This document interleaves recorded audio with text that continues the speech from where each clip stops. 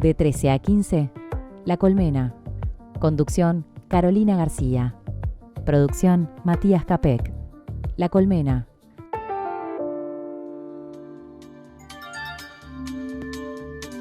¿Qué tal? ¿Cómo están? Muy buenas tardes, bienvenidos, bienvenidas. Han pasado 5 minutos de las 13 horas. Estábamos escuchando una música que nos trae un poquito de calma después de que La Colmena se sacudió muchísimo anoche, esta madrugada, en gran parte del país, pero en particular en la zona costera. Por suerte, ya con un sol asomándose aquí en la Ciudad Vieja, en la zona del puerto de Montevideo, Matías, después de, realmente una situación compleja para muchos habitantes, en especial para sectores más vulnerables, donde las viviendas sufren el impacto de los vientos y de la lluvia, y también con una muerte que se registró en Maldonado, una síntesis muy rápida de lo que pasó en estas últimas horas, pero que todavía de alguna manera venimos viviendo y acomodándonos. Ahora, afortunadamente, sin alertas meteorológicas. Bienvenido, Matías, ¿cómo estás? ¿Cómo estás, Carolina? ¿Todo bien? Así es, tercer día de La Colmena y recién podemos ver un poquito el sol en esta vista hermosa que tenemos. Sí, así es, como decías, 500 llamadas a los bomberos en el área metropolitana, por ejemplo, y 45.000 clientes con problemas de electricidad que llamaron a UTE, que reportaron algún tipo de afectación, muchos árboles caídos. Como comentabas, la situación de Maldonado fue tal vez la más compleja, pero aquí en Montevideo también hubo algunas caídas importantes de árboles que afectaron a algunas zonas de bastante movilidad en la ciudad. Y bueno, y todavía quedan en las calles algunos resabios de todo esto. Creo que lo mínimo que podemos ver es algunas ramas, algunas hojas, pero también algún otro tipo de afectación, trabajando personal, obviamente, de la Intendencia Capitalina para que todo vuelva a la normalidad. En este caso, como decías, tal vez la cuestión positiva es que siempre que llovió paró, siempre que hubo tormenta volvió a salir el sol, y bueno, y después de 2 días bastante intensos, con un cielo bastante oscuro, de a poquito está asomando el sol. Como decías, el calorcito se siente aquí en las ventanas de La Colmena. Es verdad, como siempre, digamos, estos fenómenos, ¿no?, meteorológicos también ponen en evidencia las diferencias, ¿no?, sociales, las diferentes formas en las que habitamos este mundo, y obviamente los sectores vulnerables son los más perjudicados. También algunas zonas del país también tiene una diferencia en el territorio, y capaz que está buenísimo dar pie a quienes nos están escuchando en todo el país, a quienes nos están escuchando en Maldonado, en Colonia, que son las dos repetidoras de 97.9, a quienes nos están escuchando por vía streaming, vía web o como fuera, las diferentes maneras, que nos puedan contar también cómo vivieron esta tormenta. Hubo una zona importante del país que sufrió un corte de suministro de la luz, de suministro eléctrico. De hecho, hasta la mañana UTE informaba de que había más de 45.000 clientes afectados que todavía estaban sin luz. Hubo departamentos obviamente más afectados que otros, como la zona de Canelones, Florida, La Valleja, Maldonado, Rocha, en Montevideo. También una pequeña parte de la capital estaba sin luz sobre las 10:30 de la mañana. Esto obviamente se va modificando con el correr del tiempo. Algunos reportes inclusive hablaban de que el número de personas, de hogares afectados por este corte de suministro eléctrico llegaba a los 112.000. Sí, 112.000. Por lo tanto, para dar también una dimensión del impacto de estos vientos que afectaron la infraestructura de la UTE. Sí, es interesante porque obviamente las corrientes de vientos, que fue lo que afectó concretamente en este caso, es variable en los distintos puntos del país. Está claro que los vientos costeros, todo lo que es Rocha y Maldonado, siempre genera ciertas afectaciones. En este caso en Maldonado quedó evidenciado por lo que comentábamos al principio. Bueno, decirle a los oyentes de Maldonado que cuenten un poco cómo vivieron este momento, y como decías, también quedan en evidencia las situaciones de desigualdad en este tipo de situaciones, como pasa en invierno también con las bajas temperaturas, Claro. por ejemplo. Y este fue un tema que se trató ayer justamente, y creo que está bueno retomarlo, volver a ponerlo sobre la mesa, y tiene que ver con esta idea de que para 2027 ya no se hable más de un plan invierno, sino que se habla de un plan 365 días del año, que si bien tiene sus variaciones de acuerdo a lo que es la época del año, en general mantiene a las personas en situación de calle con cierta precaución a este tipo de fenómenos. Al menos eso fue lo que se anunció de forma preliminar en esta conferencia de prensa que seguimos aquí en vivo del ministro Sibila y del presidente Yamandu Orsi. Exactamente, sí, este plan que se presentó ayer se trata de una estrategia nacional para abordar la situación de calle. Estamos viendo el número telefónico, la forma en la que te puedes comunicar con nosotros, 099-891-888, 099-891-888, también para poder recibir los mensajes y poder conversar, intercambiar con ustedes desde La Colmena. Esta estrategia nacional va a estar hoy sobre la mesa, de alguna manera también, Matías, porque hoy vamos a recibir a la psicóloga Cecilia Baroni, que va a ser la primera invitada de La Colmena, y sabemos que la salud mental y las personas en situación de calle tienen un vínculo, hay un cruce entre la calle y la salud mental, y es uno de los problemas centrales también de abordar esta complejidad. Ayer se mencionó específicamente que este obviamente era uno de los puntos a atender. Esto también está atravesado, salud mental y consumo de También, sustancias. claro. Es otro de los cruces. Cecilia Baroni es una psicóloga que ha trabajado desde hace muchísimos años por una ley de salud mental con un abordaje diferente, integral, comunitario, forma parte de esta corriente que puso sobre la mesa la necesidad del cierre de los manicomios en nuestro país.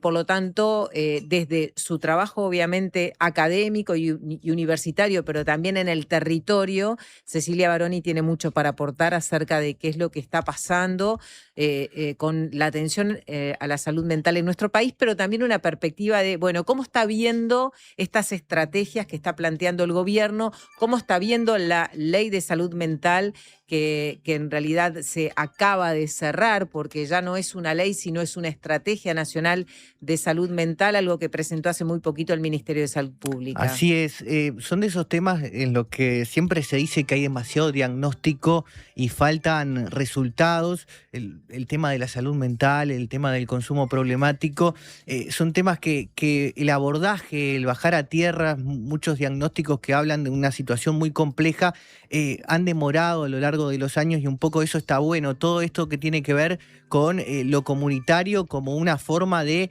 bueno, llevar ese trabajo que muchas veces se gestiona en la academia y que tiene que llegar al territorio para tener resultados efectivos. Ayer hablamos también con Damián Velázquez, integrante de NITEP, que él planteaba toda esta problemática de los cupos, ¿no? De que de alguna forma el Estado tiene cierta cobertura, pero muchas veces se vuelve complejo que todas las personas que sufren de estas problemáticas puedan acceder a una cobertura como debe ser, ¿verdad? Claro.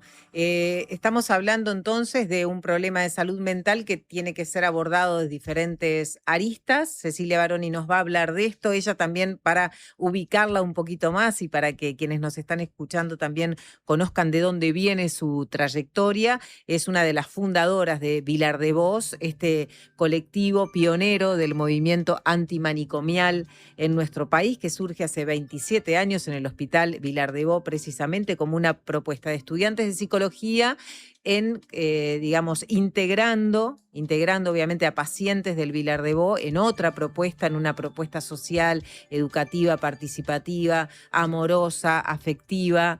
Bueno, vamos a hablar un poco del proyecto también Vilar de Vos con Cecilia, que va a ser una visitante asidua en La Colmena, porque la salud mental, la nueva perspectiva de la salud mental y la necesidad de un abordaje urgente, queremos tenerlo sobre la mesa todas las semanas en La Colmena. Sí, yo esto que te comentaba de llevar las cosas a territorio y lo difícil que es eso, creo que queda bastante en evidencia con lo que es la ley de salud mental, ¿no? Una ley que fue aprobada y que preveía el cierre de los monovalentes y que la fecha, bueno, se ha ido postergando. También hablar un poco de eso, qué significa todo este proceso y cuáles son las condiciones que tienen que estar dadas para que efectivamente este cierre sea positivo, como en esa ley de alguna forma se preveía. Claro. Sobre lo que tiene que ver con la situación de calle, comentarte, Carolina, algunas repercusiones. Por ejemplo, el ex ministro de Desarrollo Social, Martín Lema, dijo que hay mucha literatura voluntarista y poca acción en lo que se prevé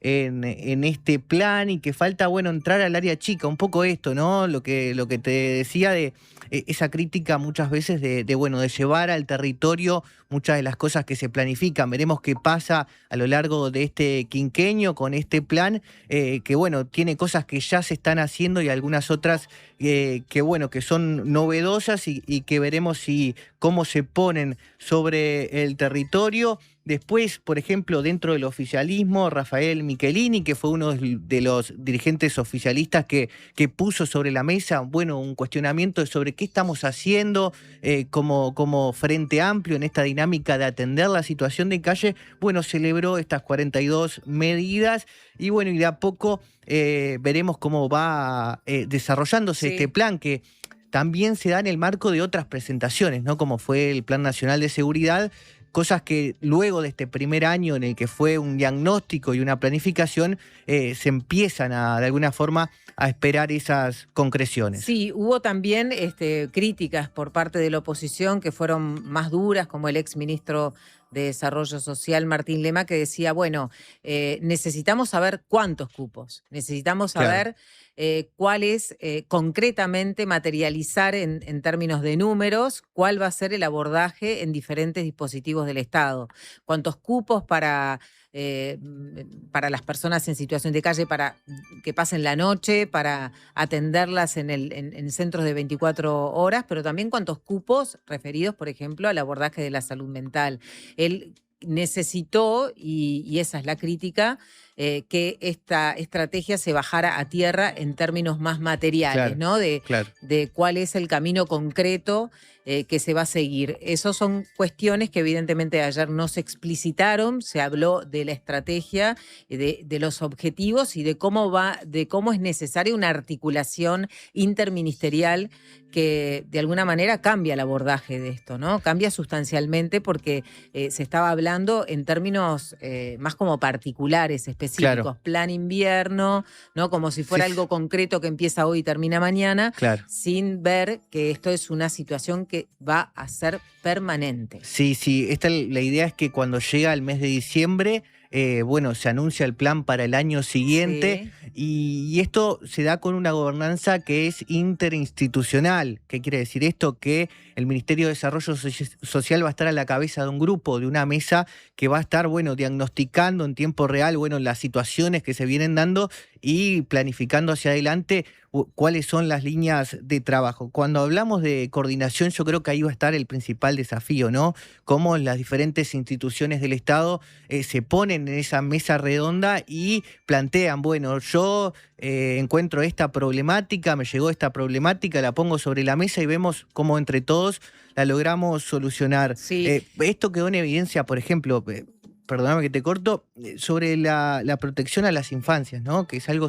que en el tema coordinación han quedado en evidencia en los últimos días, diría en los últimos meses, algunas dificultades. Sí, estamos hablando del caso Jonathan concretamente, que en estas horas surgió además, surgieron elementos, al menos elementos desde el INAU a propósito de ratificar esto que ya se había adelantado, que el INAU no había recibido información o denuncia concreta sobre antecedentes de violencia doméstica intrafamiliar en la casa de de Jonathan, este joven de 15 años que fue asesinado por su padre. Sí, así es.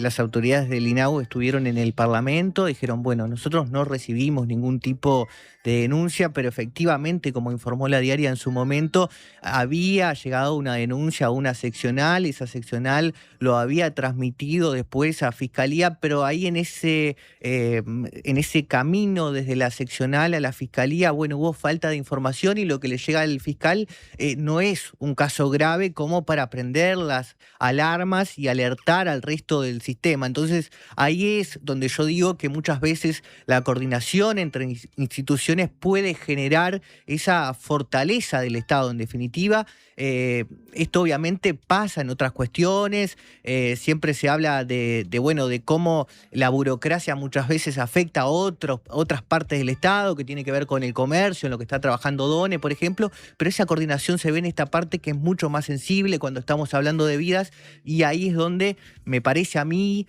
está el gran desafío de llevar a cabo estos planes y estas estrategias que se están poniendo sobre la mesa. Hacemos una pequeña pausa y enseguida venimos con otros adelantos de otras cosas que van a pasar esta tarde en La Colmena.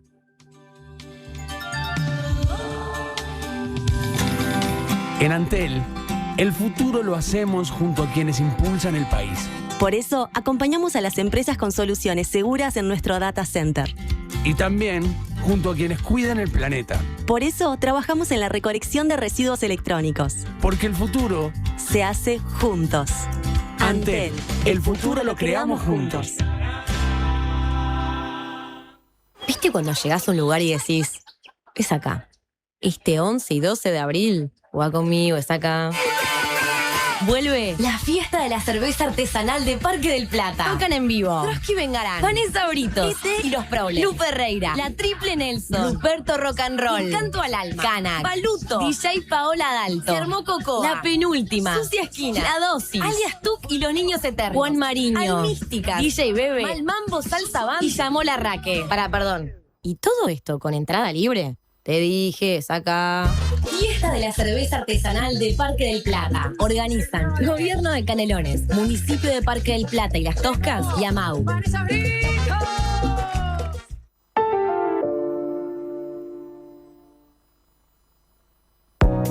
Tenemos una buena noticia. Si tu cédula termina en 4, podés afiliarte a Médica Uruguaya a través de FONASA. Elegir Médica Uruguaya es optar por un sistema de salud que evoluciona con tecnología y un equipo médico de primer nivel comprometido con la salud de los uruguayos. La salud que avanza es uruguaya. Médica Uruguaya. Por más información, comunícate al 2487-4950. Hay canciones que no se escuchan, suenan dentro.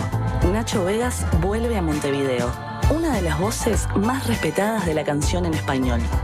Regresa para presentar su nuevo disco, Vidas Semipreciosas. 5 de mayo, Montevideo Music Box. Entradas en Red Tickets. Produce Factory.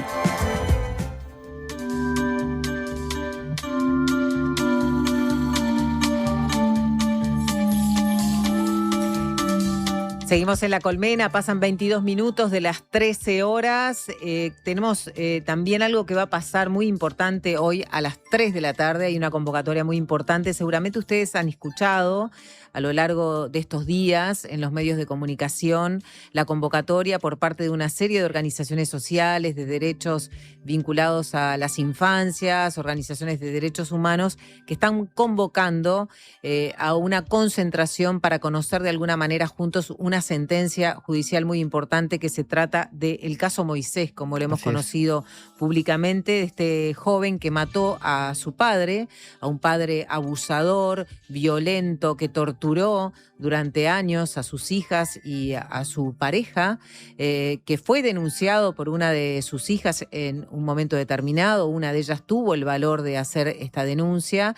Este hombre estuvo muy poco tiempo encarcelado. Una vez que fue liberado, tampoco dejó de hostigar y perseguir a sus hijas, hasta que en un momento determinado, para hacer una gran síntesis de este hecho terrible, el hermano, que no estaba enterado de esta historia de tortura, de abuso que habían sufrido sus hermanas y su madre, enfrenta a su padre y en ese enfrentamiento había de por medio un arma y Moisés termina matando al padre. Lo que dicen las organizaciones sociales es que Moisés no está matando a su padre, está matando a un abusador, a un violento, a un hombre que le quebró la vida a sus hijas y a su pareja.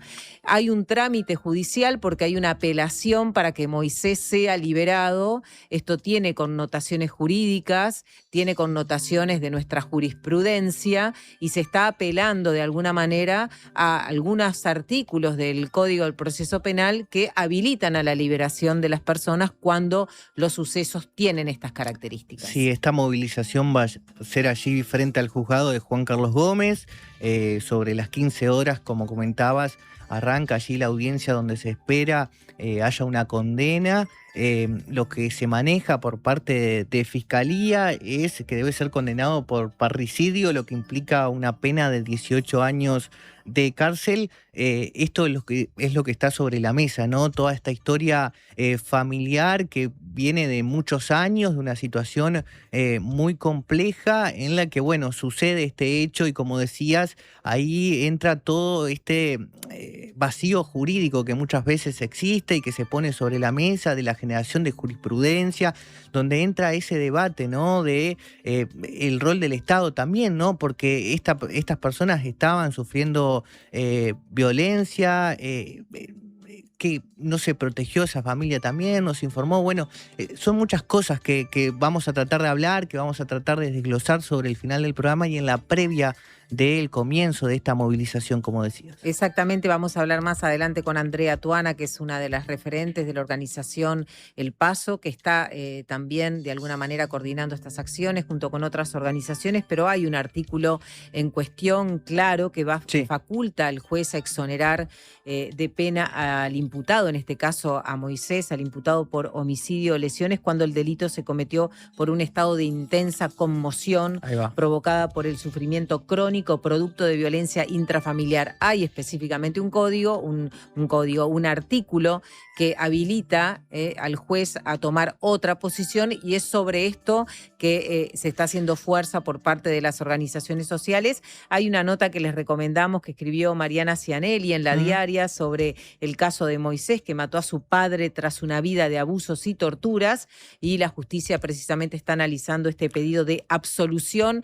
Una nota publicada el 4 de abril, hace muy poquito, con la información actualizada y también con una crónica muy sensible sobre lo que vivieron estas chiquilinas, ¿no? Estas hijas de este abusador. Pero bueno, sobre las 15 horas antes del final del programa vamos a estar hablando con Andrea Tuana. Y alguien muy especial nos visita después de Cecilia Baroni esta tarde. Queremos que también estén atentos y atentas, porque vamos a recibir en una entrevista que intentamos sea profunda, que pueda también contar con la participación de quienes nos están escuchando, a una doctora honoris causa de la Universidad de la República. Estamos hablando de Judith Schutz, ingeniera electricista, magíster en planificación del desarrollo y doctora en socioeconomía del desarrollo. Hay muchas cosas para hablar con ella sobre el vínculo o no vínculo, generalmente una cuestión de tensión entre la ciencia, la tecnología, el conocimiento y el desarrollo. Sí, claro. ¿En qué lugar estamos en Uruguay con referencia a esta necesidad de un ecosistema más virtuoso? Se acaba de poner en marcha una nueva Secretaría de Ciencia y Conocimiento en nuestro país. Trajimos de alguna manera como 2 libros que nos orientan un poco la entrevista o lo que queremos hablar con Judith Schutz, una mujer de referencia nacional, regional y mundial, porque tiene artículos escritos en todas partes del mundo, en revistas científicas muy relevantes, que es el libro Desarrollo, Ciencia, Tecnología, Innovación y sus interacciones. Es un libro muy grande donde se abarcan todas las dimensiones del desarrollo. Es un libro interdisciplinario que ella compiló junto con Isabel Bortagaray. Y hay otro libro que también inspira, de alguna manera en la conversación que queremos tener con Judith, que es el libro Austeridad o Barbarie de Mauricio Lima, Desafíos de vivir en un mundo exhausto. Está planteado el debate de la transición ecológica, está planteado el debate de los límites planetarios, pero también el de la desigualdad que atraviesa a todas las sociedades, no solamente a Uruguay, sino al mundo entero. Así que, bueno, intentaremos de hablar con esta científica súper renombrada, que queremos conocer un poquito más también personalmente, pero que nos dé algunas pistas acerca de cómo está pensando ella los problemas del Uruguay de hoy. Sí, claro. Ha sido parte de su trayectoria romper un poco la cajita esa en la que ponemos a la ciencia y que dialogue un poco más con la sociedad, con la desigualdad, con el desarrollo, y creo que eso es muy interesante para pensar nuestra ciencia y para pensar también nuestro país. Hacemos la pausa y enseguida venimos con Cecilia Baroni, que ya está aquí en los estudios de La Diaria Radio. Day after day, alone on a hill, the man with the foolish grin is keeping perfectly still. But nobody wants to know him, they can see that he's just a fool. And he never gives an answer, but the fool on the hill sees the sun going down, and the eyes in his head see the world spinning round. Well on the way, head in a cloud, the man of 1,000 voices talking perfectly loud, but nobody ever hears him or the sound he appears to make. He never seems to notice, but the fool on the hill sees the sun going down, and the eyes in his head see the world spinning round.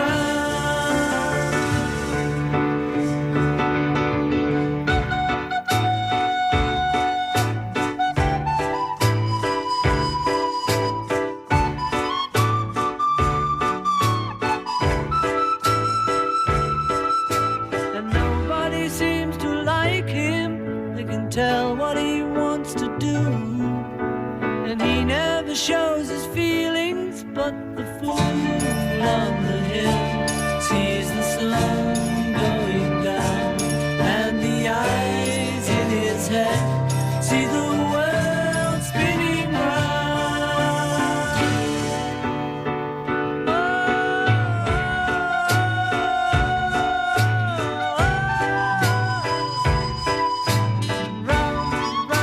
Presenta Médica Uruguaya, la salud que avanza es uruguaya. Ya estamos aquí en el estudio de La Diaria Radio con Cecilia Baroni. Vamos a hacer alguna presentación un poquito más formal. Ella es magíster en Psicología y Educación, doctora en Historia e investigadora en el campo de la salud mental, con una trayectoria vinculada al enfoque comunitario y a los procesos de transformación del modelo de atención de la salud mental en nuestro país. Entre otras cosas, fue coordinadora de varios proyectos de investigación y extensión sobre saber, encierro y prácticas desmanicomializantes, fundadora y co-coordinadora del proyecto autónomo, comunicacional y participativo, que es la radio Vilar de Voz, desde el 97 a la fecha. Hablamos de este colectivo pionero del movimiento antimanicomial en Uruguay. Desde sus comienzos, ¿no? Estaba esta idea de la propuesta de comunicación y participación junto con usuarios del Hospital Vilar de Voz. De esto ya de alguna manera se despegó y seguramente vamos a poder hablar también del proceso que se hizo durante tantos años con la radio Vilar de Voz. Hablamos de que la salud mental no es solo un asunto individual, es algo cultural, social, y esto resalta la importancia de un entorno comunitario para abordar la salud mental. Desde esta línea, para comenzar, creo que nos tenemos que parar para poder hablar de la salud mental en nuestro país. Cecilia, bienvenida. Un placer que nos acompañes en La Colmena. Divino estar acá, divino el estudio, divino nada, hoy puse en mi oficina, en la tapa del lunes, de la diaria en que, bueno, empezaba la radio, ¿no? Y claro, porque es histórico. En esto de que a uno le gusta la historia también, ser parte de estos procesos es muy lindo, así que gracias. Ay, qué lindo. Y felicitaciones a todos porque es un esfuerzo brutal. Muchas gracias. Y además la comunicación es salud. En esto que vos decías, para mí cuando hay comunicación, para mí no, para mucha gente, ¿no? Se aporta a la democracia y si hay democracia, seguramente estemos mejor todos. Claro, de eso se trata, sí, de poder escucharnos también, ¿no? De alguna manera la diaria radio arranca con esto. Vamos a escucharnos, nos escuchamos, tiene que ver con que hay un ida y vuelta y también por eso queremos siempre el aporte de la gente. A veces estamos como corriendo con los tiempos, nos venimos adaptando a eso también, pero sin lugar a dudas va a haber más espacio para quienes nos están escuchando. Cecilia, arrancábamos con una música de los Beatles. ¿La elegiste vos? La elegí yo porque es el loco en la colina, ¿no? Claro. El de Full on the Hill. Y bueno, también en este desafío de poder ir acompañando nuevas estéticas, ¿no? De músicas y bueno, todo esto que nos acompaña todos los días y que también nos hace muy bien a nuestra salud, que es la música, el arte, la poesía, formas de estar en el mundo. Y bueno, y ese loco en la colina, que me parece que también, ahora cuando te escuchaba en esto de irnos acomodando estos tiempos, todos tenemos una figura o un imaginario, así como de las personas en situación de calle, ¿no? Que a veces es terrorífica o lastimosa, también de la locura. Y bueno, y a mí me parece muy tierna esa figura del loco en la colina, por lo menos parecería estar cuidado de la ciudad y a veces de sus efectos, ¿no? Sus impactos, que en general, bueno, llevan también a aislarse. Y ese aislamiento a veces se ve como malo, pero también a veces es una forma de cuidarse. Entonces esa canción a mí me gusta mucho y es muy, muy tierna. Y bueno, y en esta semana también que bueno, tuvimos novedades en el medio de turismo que parece que no pasa mucha cosa. Se publica este plan del Ministerio de Salud Pública, ayer se presenta la Estrategia Nacional de Calle. Entonces, me parecía también en esto de poder, vos nombrabas ahora a Vilar de Voz, a mí me gusta mucho con los Vilar de Vocenses siempre poner esto de qué es la locura, ¿no? Que al final siempre la ponemos o en personas, si no la vemos o en situaciones o en la forma en la que nos estamos relacionando o también en cómo estamos comunicando, ¿no? Y bueno, me quedaba pensando ahora que los escuchaba en el bloque anterior hablando del lanzamiento ayer, que espero que por no hacer críticas a uno lo pongan ya en el lugar de oposición o no, ¿no? Porque también parte del pienso es tener un pensamiento crítico sobre las cosas. ¿Y pero qué te pareció entonces esta estrategia? Porque obviamente hay una necesidad muy grande de tener dispositivos o un abordaje a la salud mental, porque cuánto la salud mental está conectada con la situación de calle es intrínsecamente conectada. ¿Cómo imagínate que nosotros nos quedemos hoy en situación de calle, tengamos que resolver dónde vivir. Podemos con nuestras herramientas seguramente aguantar una semanita, 2, sin mucha angustia y mucha ansiedad, pero después eso empieza a jugar y bueno, y a cualquier ser humano se le da vuelta a la vida y ya eso alcanza para andar mal y tener que pedir ayuda en el caso de que la puedas recibir y que veas que ese es el camino también, porque a veces la encerrona te lleva a nada, ¿no? Claro, perdón que te interrumpa, pero no es que, claro, uno puede decir, bueno, las personas llegaron a la calle porque tienen una patología mental o la calle lleva a una patología. El sistema nos lleva a algunas situaciones. Obviamente que hay gente, digo porque también esta es una discusión que está con buenas bases y también tiene problemas de salud mental, ¿verdad? Digo, pero en definitiva también lo que vemos es que hay un sistema que si vamos a los niveles de desempleo, vamos a niveles de inestabilidad laboral, inestabilidad emocional o exigencias, bueno, estamos en un momento muy grave, inclusive en los niveles de consulta y en los niveles de consumo de fármacos como una solución, ¿no? Entonces, bueno, sí, yo creo que vamos a tener mucho tiempo, larga vida a la colmena. Muchos meses. Para poder ir también, entendiendo algunos procesos que son como muy humanos y de todos.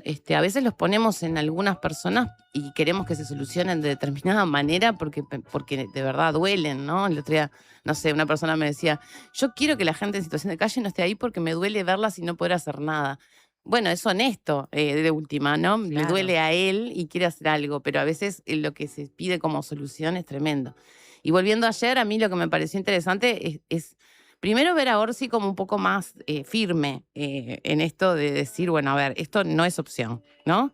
Que no es lo que dice el documento, porque el documento es más liviano en que no es opción. El documento dice, la calle no es un lugar para vivir. Y una cosa es decir no es un lugar para vivir, otra cosa es decir no es opción vivir en la calle, que a mí me pareció súper interesante. Y también es cierto que es una consigna de los movimientos de personas en situación de calle pensar, porque ha habido muertes, ese es el problema del invierno muchas veces en nuestro país, en otros países con otros climas capaz que no son los problemas más graves, en Uruguay es uno. Entonces, claro, las personas en situación de calle te dicen, la calle no es un lugar para vivir ni para morir.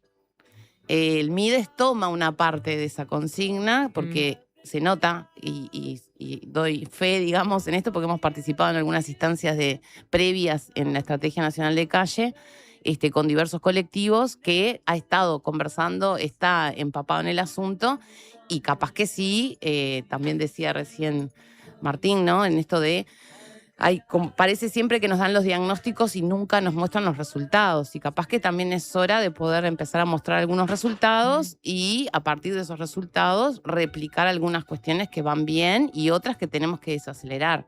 A mí me preocupó mucho en el plan, ojalá lo puedan leer, está accesible, está circulando. Me preocupa mucho en el plan que se muestre que estamos llegando al país cuando es un drama que estemos llegando al país. O sea, es una necesidad y una obligación porque entonces más gente... Está llegando al país, decís, a todos los territorios. No había hace 10 años no había refugios, solo en Montevideo. Claro. Y hoy que estemos diciendo, bueno, saquemos este tema de Montevideo y lleguemos al país, por un lado, me parece muy bien porque es una política de Estado, pero por otro lado, no es para festejar. No, claro. Que tengamos refugios de Río Negro para arriba, hace muy poco. Creo que hay uno en Salto, uno en Rivera. Entonces... ¿cómo nos estamos preparando para un problema que es estructural, coyuntural y que no se resuelve solamente con algunas medidas concretas? Yo leía también, capaz que podemos invitar después a alguien del equipo de arquitectura que trabajan con Defensoría, que hicieron una investigación que se llama vacíos urbanos, ¿no? Tenemos un problema de muchas casas vacías en el y centro mucha de la gente ciudad. sin casa, Claro. ¿no? Entonces, cómo también estos diálogos que a veces parecen de atrás de escritorios, que creo que es lo que más aleja después a la gente o hace que surjan estas críticas, ¿no? De que otra vez lo mismo, otra vez diagnósticos, pónganse los pies en el barro, le dicen a todo el mundo. Sí. Bueno, yo creo que hay cosas que tenemos que seguir como cruzando en esto de poder buscar soluciones y sobre todo ver qué herramientas tenemos. A mí lo que me preocupa mucho es qué herramientas de resistencia y capaz desde la psicología, resistencia psíquica para algunas situaciones que como humanos, a ver, vamos a vivir siempre, ¿no? Claro.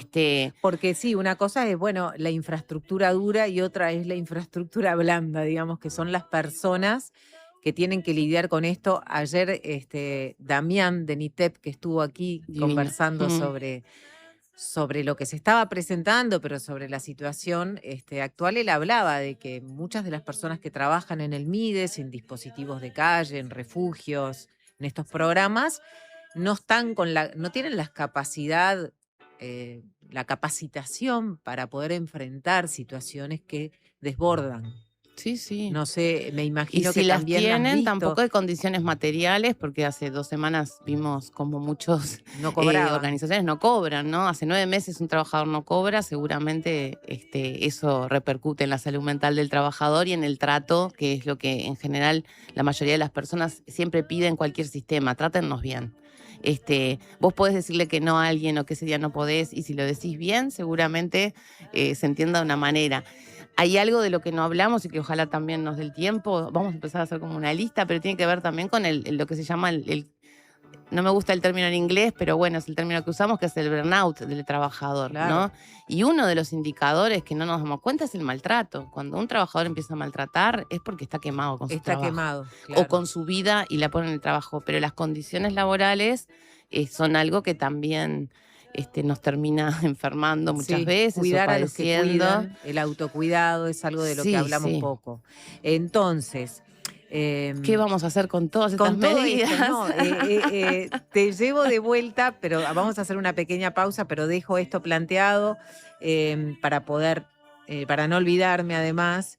Se habló de que hoy hay 600 personas que están atendidas que tienen o problemas de salud mental o de consumo problemático de drogas, que están atendidas, digamos, en ámbitos que tienen que ver con la Junta Nacional de Drogas, con la administración de los servicios de salud del Estado, pero más que nada en una especie de atención comunitaria, terapéutica. Me gustaría saber de qué se trata eso, si es que sabés por dónde va. Sí, esto. Es que una de las cosas que no se sabe es que el MIDES, que capaz que por eso Lema fue uno de los primeros. En el gobierno anterior, el MIDES hizo un montón de cosas, incluido armar un área de salud mental y abrir un montón de dispositivos culturales, sociolaborales, casas con diversidad de problemáticas a atender, digamos, y lo que ellos llaman como bajo nivel técnico o más alto según las problemáticas o la autonomía que las personas puedan tener. Y esas 600 Eso está personas funcionando. están en esos dispositivos, en esas casas, en esos espacios que son comunitarios. Que son, a ver, lo que quiere decir comunitario es que algunas veces el abordaje comunitario tiene que ver con que son abiertos a la comunidad, no tanto, digamos, que la comunidad participe, sino que la persona puede entrar y salir, que es la crítica muchas veces que le hacemos a los manicomios, que la persona queda encerrada en una cápsula dentro de una institución que nadie sabe, ni siquiera la persona lo que pasa. Entonces acá hay algo de lo comunitario que por un lado tiene que ver con las condiciones de vida y con la potencialidad de la persona en estar en la vida, en comunidad. Por otro lado, el abordaje comunitario tiene miles de aristas, entre ellas el trabajo en red, por ejemplo. Yo justo ahora estoy coordinando un dispositivo que es una casa, un centro sociocultural. Está dentro de una red donde coordinamos con los otros centros, con el centro sociolaboral, con el centro de atención. Entonces te lleva un trabajo muy grande, pero que tiene que ver con una cultura de lo común. Porque lo comunitario acá también viene por ese lado, ¿no? Lo común, ¿quién es? El que atendemos, el que recibimos, las personas con las que compartimos. Entonces, si hay una mirada de cuidado, seguramente las cosas van a salir bien. Cuando tenemos que imitar ese cuidado o imitar eso comunitario, en general, además, las personas lo sienten. Por eso capaz que ayer Damián también decía esto de la poca formación, ¿viste? Claro. Porque a veces se siente como un simulacro y no tanto que esa sea la cotidiana de nuestras vidas. Hacemos la pausa no? que está pendiente, enseguida seguimos con Cecilia Baroni.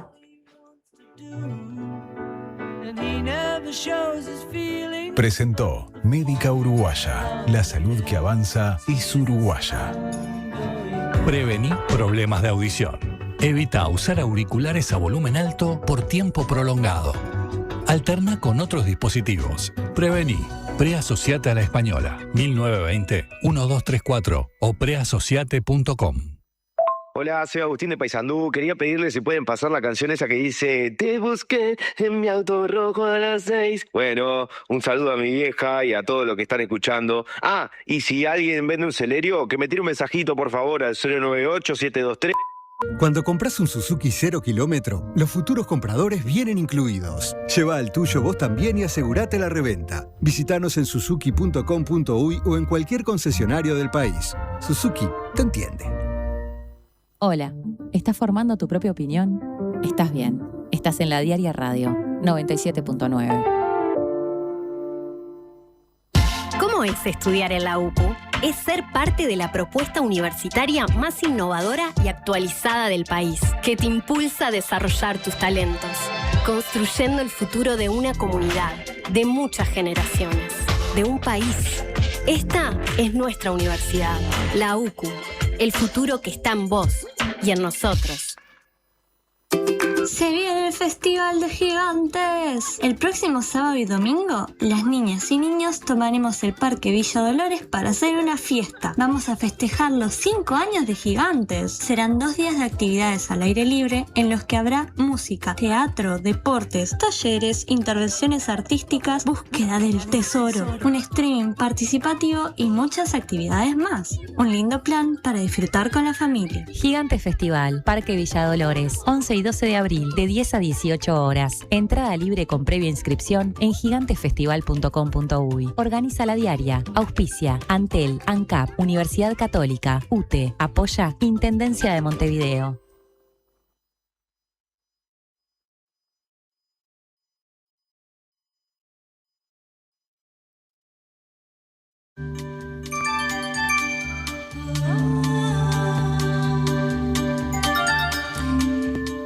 Seguimos conversando con Cecilia Baroni, psicóloga de gran trayectoria a nivel académico y también de trabajo territorial, mano a mano, cara a cara, cuerpo a cuerpo, sobre todo fundando y coordinando Radio Vilar de Voz desde hace más de 25 años. Y para seguir, Cecilia nos va a leer algo. Sí, porque, nada, me acordé de Miguel Pérez. ¿Cuántos Miguel Pérez habrá, no? Pero justo este era un Miguel Pérez de verdad. Ese era su nombre.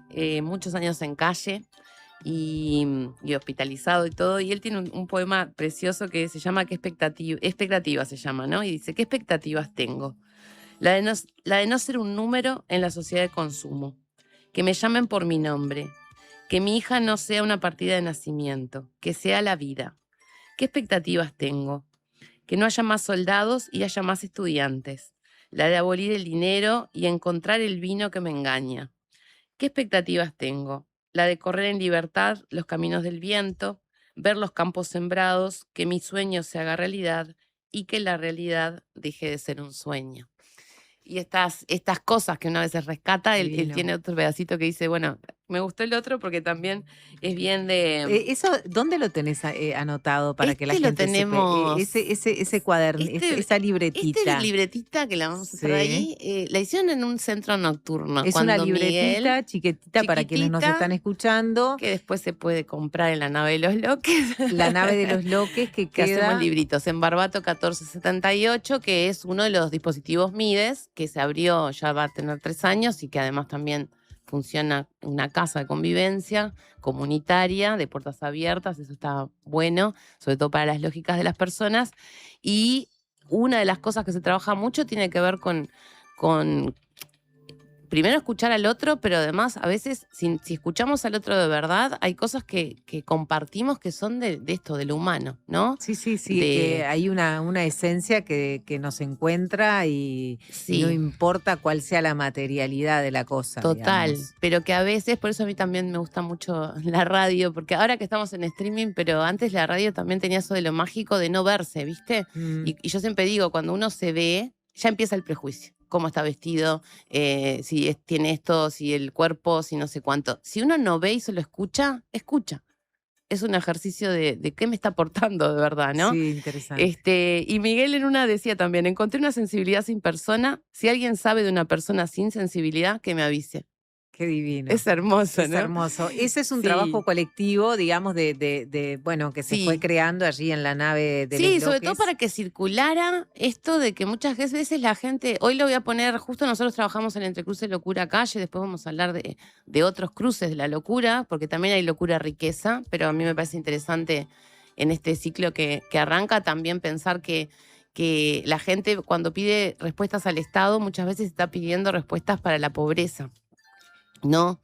Y si estas son las respuestas que nos está dando el Estado para la pobreza, cuando las otras, las personas que tienen algunos recursos las pueden solucionar de otra manera, miremos esas maneras para pensar en la dignidad y en los derechos de los que no tienen o tienen poquito, porque en realidad tienen mucho, ¿no? En esto que te estoy diciendo es de un contenido profundo y yo siempre digo que somos millonarios, aunque sea, que estemos en la situación que estemos, pero mientras podamos conectarnos, ¿no? Y que nos importen los demás, seguramente dormiremos más tranquilos y no precisamos tanto clonazepam, ¿viste? Exacto.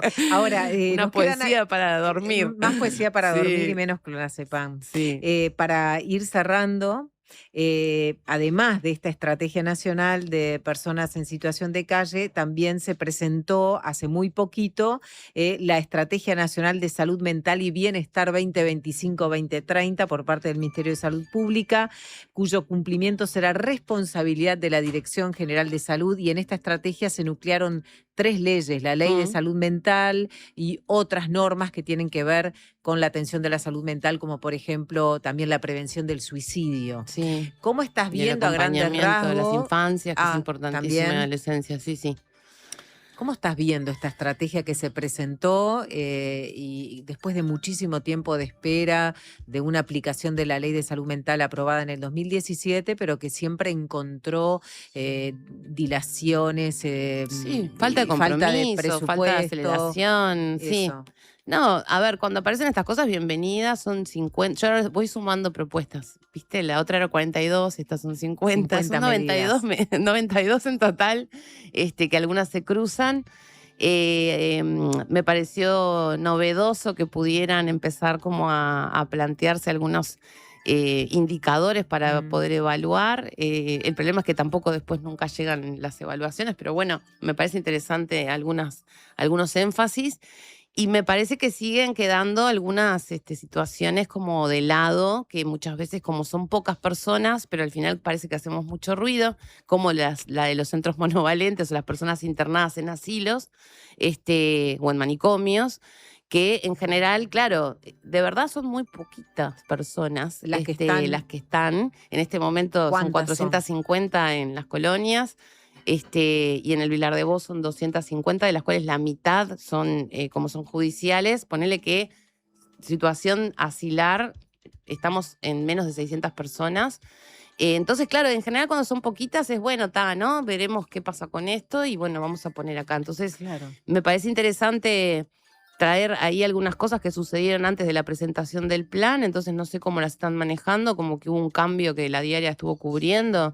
En el artículo 38, que no se avisaron a ninguno de todos los que habíamos estado impulsando la ley, que fue borrar del artículo 38 una oración en el marco de la discusión presupuestal. ¿Qué oración? La oración que prohíbe la internación en las colonias y en los monovalentes, que estaba vigente desde la pandemia, porque fue una de las cosas que estuvimos muy atentos en la pandemia, porque se acuerdan que también estuvo la LUC, de que hubiera internaciones, sobre todo de personas en calle, porque en el marco de la pandemia no se podía estar en la calle, ¿no? Claro.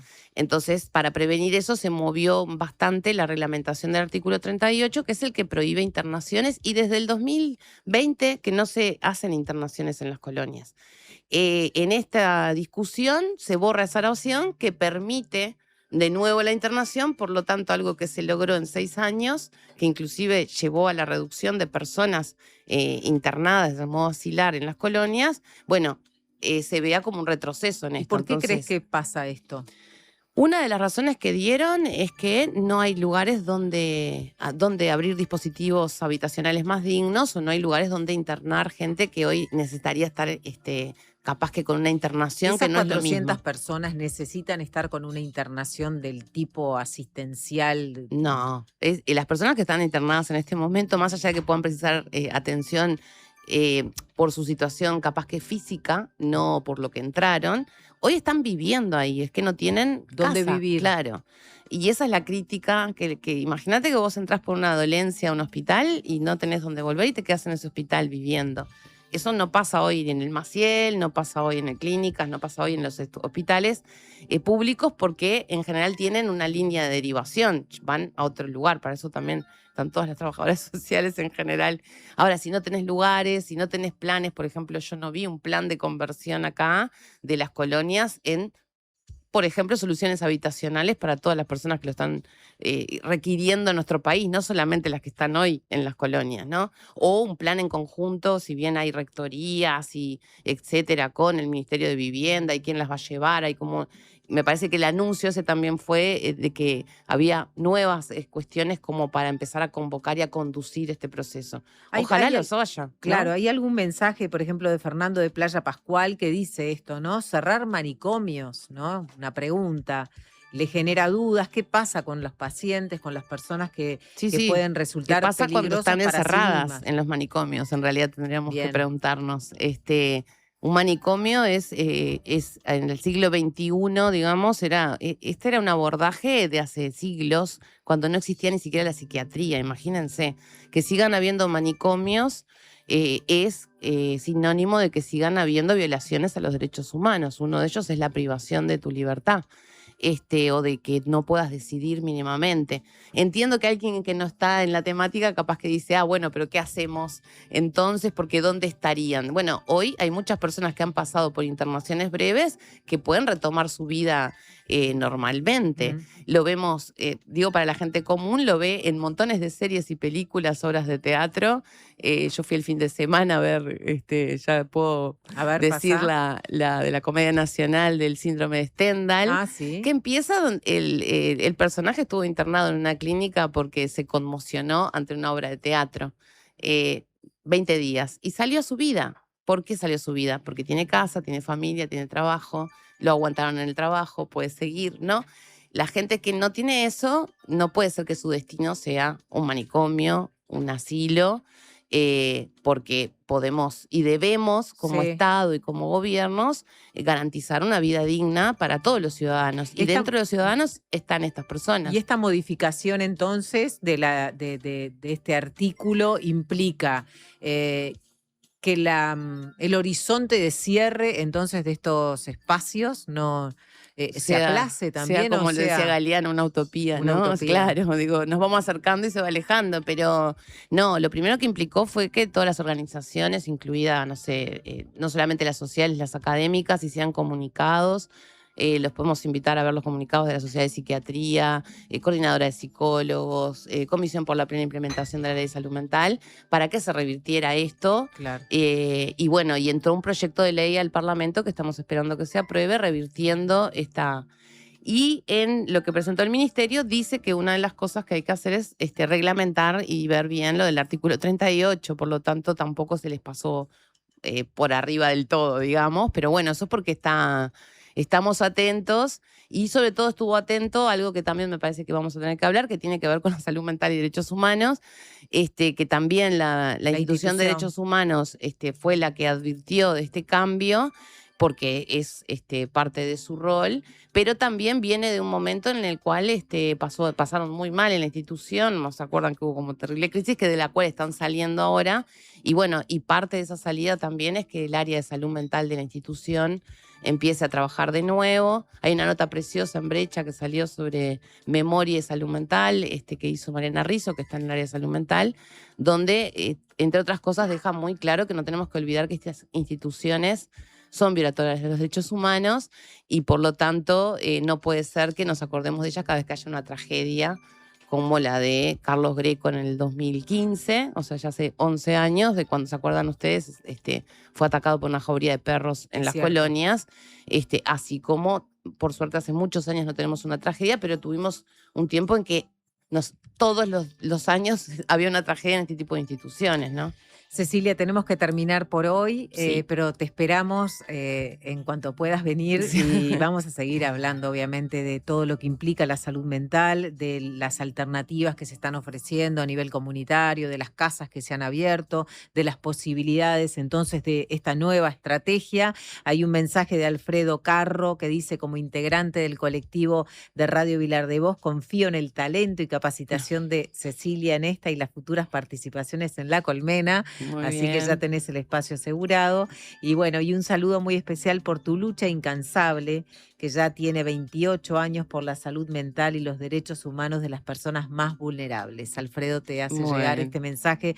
Hay otros también, de Ana de Parque Rivera, de Santa Lucía, también nos envían abrazos por este espacio tan necesario para hablar sobre la salud mental y todo lo que se cruza. Y agradecerles a ustedes porque ojalá podamos ver, antes yo te decía, y sé que estamos yéndonos, pero que la salud mental tiene muchas dimensiones. La política es una, la técnica es otra, la social y la cultural es otra, la afectiva es otra. Entonces vamos a seguramente van a venir columnas más ordenadas en cuanto a agenda y temas para no marear a los oyentes, pero que está bueno que sepan que de verdad es un tema, si lo abordamos seriamente, es un tema complejo, tiene todas estas dimensiones y bueno, y de a poquito vamos a ir abordando, capaz que con cuentos, viñetas, bueno, un montón de cosas que podemos ir aportando y también con invitados y bueno, lo que vos digas. Buenísimo. Porque vos sos, ya sabés, la abeja reina.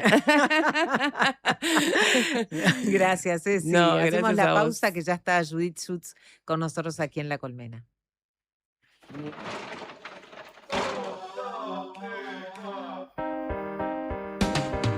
El hombre de la calle atraviesa el temporal, porfiado de sombrero, encorvado al caminar. Se para frente al kiosco, lo distrae un titular y sigue como siempre, como todo en la ciudad.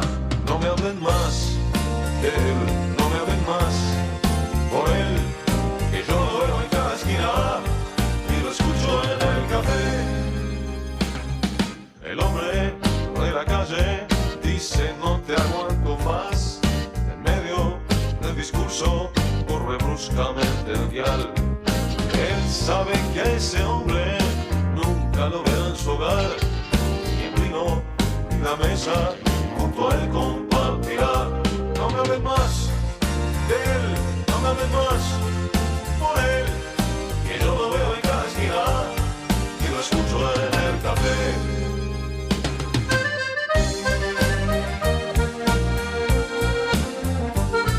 Presentó A Todo Color Pinturas. Grandes marcas para grandes obras.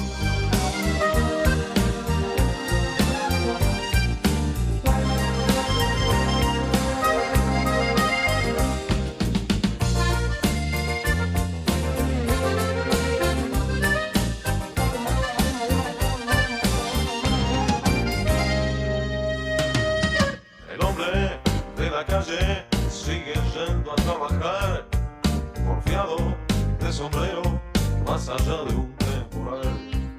A veces compra un diario, se lo lleva para ojear las fotos del partido en la página de atrás. No me hablen más de él, no me hablen más por él, que yo lo veo en cada esquina y lo escucho en el café.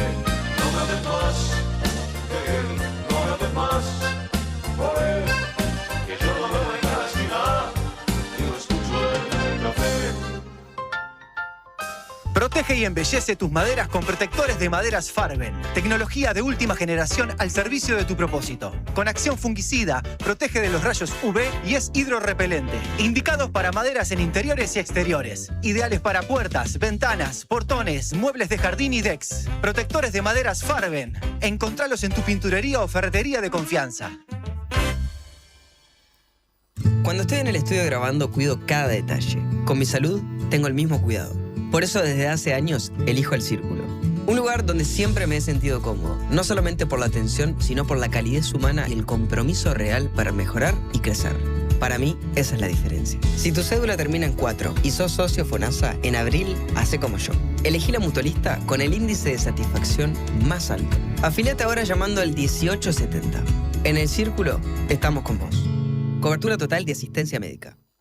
La Mojigata presenta a Los Inadaptados con Relaciones, junto a invitadas e invitados de gran porte, que ojalá se porten a la altura de las circunstancias. Quedan ustedes descubrir quiénes son los inadaptados, ¿Quiénes son las relaciones? y cuál es la mojigata. Sala Adelarreta del Sodre. Miércoles 22 de julio. Pórtense bien. Entradas en Ticantel, Montevideo Music Group.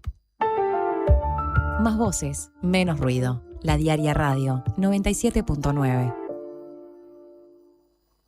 Buen día, acá Leo desde Colonia, los escucho siempre desde el laburo, gracias por la compañía todas las mañanas, y aprovecho a mandarle un saludo a mi mejor amiga Belu, que estoy esperando que me venda el Swift. Dale, Belu, dale.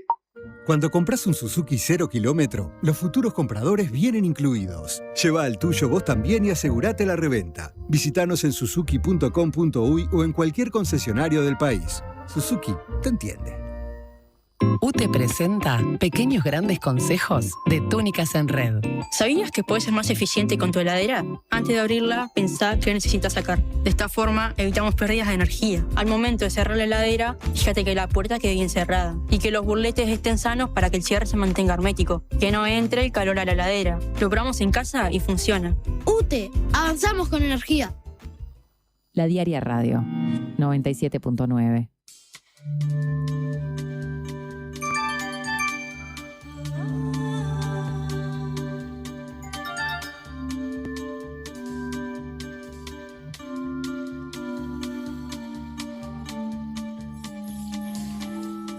Han pasado 8 minutos desde las 2 de la tarde. Hemos recibido varios mensajes en torno al tema que estábamos conversando sobre la salud mental. Obviamente que esto está atravesado también por las condiciones materiales de las personas, por el salario que tienen, por los ingresos que tienen, y hay gente que va en ese sentido, como Miriam, que nos dice, ¿no? Si hay personas que no ganan más de 30.000 pesos por mes, no hay trabajo. También todo esto cómo repercute en la salud mental, en las posibilidades de tener una vida más o menos digna.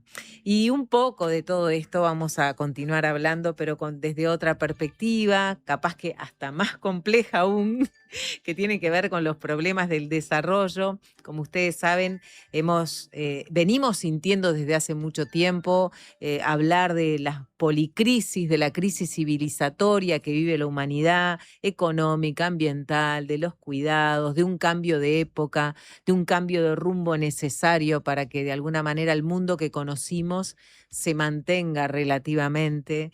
Hablamos de los límites planetarios, de los recursos naturales y del extractivismo de esos recursos. Son muchos los problemas metidos en el mundo del desarrollo. ¿Cómo seguir pensando un futuro cuando estamos hablando de todos estos problemas, de la salud mental, de la pobreza en nuestro país? Vamos a hablar un poquito de todo esto con Judith Sutz, a quien recibimos con mucho gusto en primer lugar. Ella es ingeniera electricista, magíster en planificación del desarrollo, doctora en socioeconomía del desarrollo, doctora honoris causa de la Universidad de la República. La conocemos como investigadora, como profesora titular, ahora jubilada, pero me imagino que seguís, bueno, me dijiste que seguías acompañando grupos de estudiantes, jubilada de la UDELAR. También fue coordinadora académica de la Comisión Sectorial de Investigación Científica durante muchísimos años, 30 años, referente del campo de las políticas de ciencia, tecnología e innovación. Muchas gracias, Judith, por acompañarnos en La Colmena, en esta colmena sacudida por todos estos problemas y estos días también. Zumban las abejas. Zumban las abejas. Pero en primer lugar nos gustaría que la gente te pudiera conocer un poquito más, ¿no? Doctora honoris causa de la Universidad de la República. ¿Muchas mujeres en nuestro país han llegado a ese lugar a nivel académico? Hay de distinto tipo. Las hay académicas, las hay del mundo artístico. La Universidad de la República reconoce no a los suyos en el sentido propietario universitario, sino a los suyos como Universidad de la República, Universidad del país, suyos y suyas. En mi caso, sabrá quién lo propuso, por qué lo habrá hecho. Yo lo único que puedo decirle a la audiencia y a ti es que ha sido uno de los honores y de las emociones más grandes de mi vida. ¿Lo soñaste cuando eras? Nunca. Pero bueno, ojalá eso, mucho más que a mi persona, tenga que ver con la tarea, una tarea de 30 años, colectiva en un sentido inmenso. Colectiva porque es el colectivo de los docentes jóvenes de la unidad académica, de el cogobierno universitario expresado en la Comisión Sectorial de Investigación Científica, que es la que propone políticas a la dirección universitaria, al conjunto de la dirección universitaria que aprueba la manera de organizar la investigación que propone, y además, y esto hay que decirlo, los centenares y centenares de personajes anónimos que son docentes e investigadores de la Universidad de la República que actúan evaluando los proyectos, haciendo sugerencias, si lo haces así lo podés mejorar, te falta esto, dale por acá, que son el cimiento de la construcción de conocimiento en el lugar que sigue siendo el más importante del país. A mí estas cosas mucho no me gustan, más tantas veces he dicho, ojalá ocupáramos un lugar mucho menor, la Universidad de la República, en el total de la investigación del país, haciendo mucho más nosotros, porque eso querría decir que otros hacen también muchísimo más. Han pasado 40 años desde la democracia, desde la recuperación democrática. Sí. La universidad salió de la dictadura destrozada. En 1986, la universidad era el 50% de la investigación del país y casi que el otro 50% era el Ministerio de Ganadería. Claro. Te llevo un poquito a lo personal, hablando de investigadora. ¿Pensaste cuándo en ser científica, investigadora, ingeniera? ¿Esto es algo que nace desde Judith, niña, adolescente? A ver, Carolina, cuando yo era... Ay, me da vergüenza decir hace cuántos años, pero bueno, hace muchos, pero muchos años. Nosotros elegíamos carrera. Nosotros elegíamos carrera. A los 16 años. No es como ahora que elegí científico o biológico o humanístico. Elegías carrera. Yo no sabía qué quería hacer. Entonces quise anotarme en medicina y en ingeniería. Me dijeron, no, una de las dos. Medicina, pensé, ay, la morgue, me asusté, me metí en ingeniería. ¿Por qué me metí en ingeniería? Por razones absolutamente absurdas, una de las cuales era, dicen que las mujeres son burras, yo voy a demostrar que no, lo cual no es una razón para elegir carrera. Yo creo que es una muy buena razón, pero bueno, lo podemos seguir discutiendo. Pero en todo caso debo decir que a pesar de lo temprano, a pesar de lo quizá un tanto extraño de la motivación, no me equivoqué tanto en el sentido de que disfruté mucho mis estudios de ingeniería. ¿Y eran pocas las mujeres en esa época? Poquísimas. Estamos hablando de los años 60. 60, querida, 60. Entré a facultad en el 65. Claro. Éramos muy pocas. Y esto de que querías demostrar que eras tan inteligente como, ¿no? Como los varones, esta pequeña luchita, ¿no? Que tenías, esta pequeña y gran lucha, mejor dicho, ahora pensándolo bien, ¿lo pudiste demostrar enseguida? Bueno, a ver, teníamos algunos profesores absolutamente maravillosos. Yo era estudiosa, sistemática, como tantos otros y otras. No percibí obstáculos así tremendos. Algunas cosas me costaron mucho, pero mucho, porque no es un tema de inteligencia, solamente un tema de trabajo, también es un tema de por dónde van tus intuiciones, de una cuestión más, hasta te diría subjetiva, algunas afinidades mayores que otras con asignaturas, pero en todo lo que significa estudiar hay una cosa central, que es la formulación de preguntas y la pasión por encontrar respuestas, y eso se da en cualquier cosa, se da en la ingeniería y después se me dio en las ciencias sociales, que tuve el privilegio de poder estudiarlas y deslumbrarme con ellas y tener la profunda convicción de que son mucho más difíciles que cualquier otra cosa. Porque eso también es una mirada que seguramente también tuviste que batallar, ¿no? Y vivirlo. Las ciencias sociales siempre estuvieron como desplazadas ¿no? Como del conocimiento más puro, ¿no? ¿Sabes qué? No. ¿No? O sea, hay alguna gente tonta, pero gente tonta hay en todas partes. Bien. Hay gente tonta en la ingeniería, hay gente tonta en las ciencias exactas, hay gente tonta en las humanidades. El que piensa que el otro está un poquito más abajo es tonto. Bien. Y eso hay en todas partes. Sí. Yo digo que para mí, no digo que para todo el mundo, para mí la complejidad de las ciencias sociales fue un descubrimiento, un desafío y bueno, y algo y también un disfrute. Un disfrute. ¿Y qué pasa hoy con esa pasión de hacer preguntas, buscar respuestas? Sigue ahí. Sigue ahí. En vos sigue ahí. Sigue Seguís ahí. teniendo muchas preguntas. Sigo teniendo muchas preguntas, viejas preguntas sin respuesta, viejas preguntas con respuestas que ya no son adecuadas y necesitan otras, nuevas preguntas.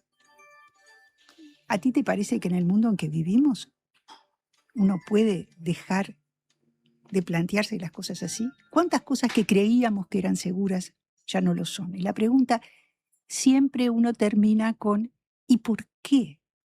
¿Por qué pasan las cosas que pasan?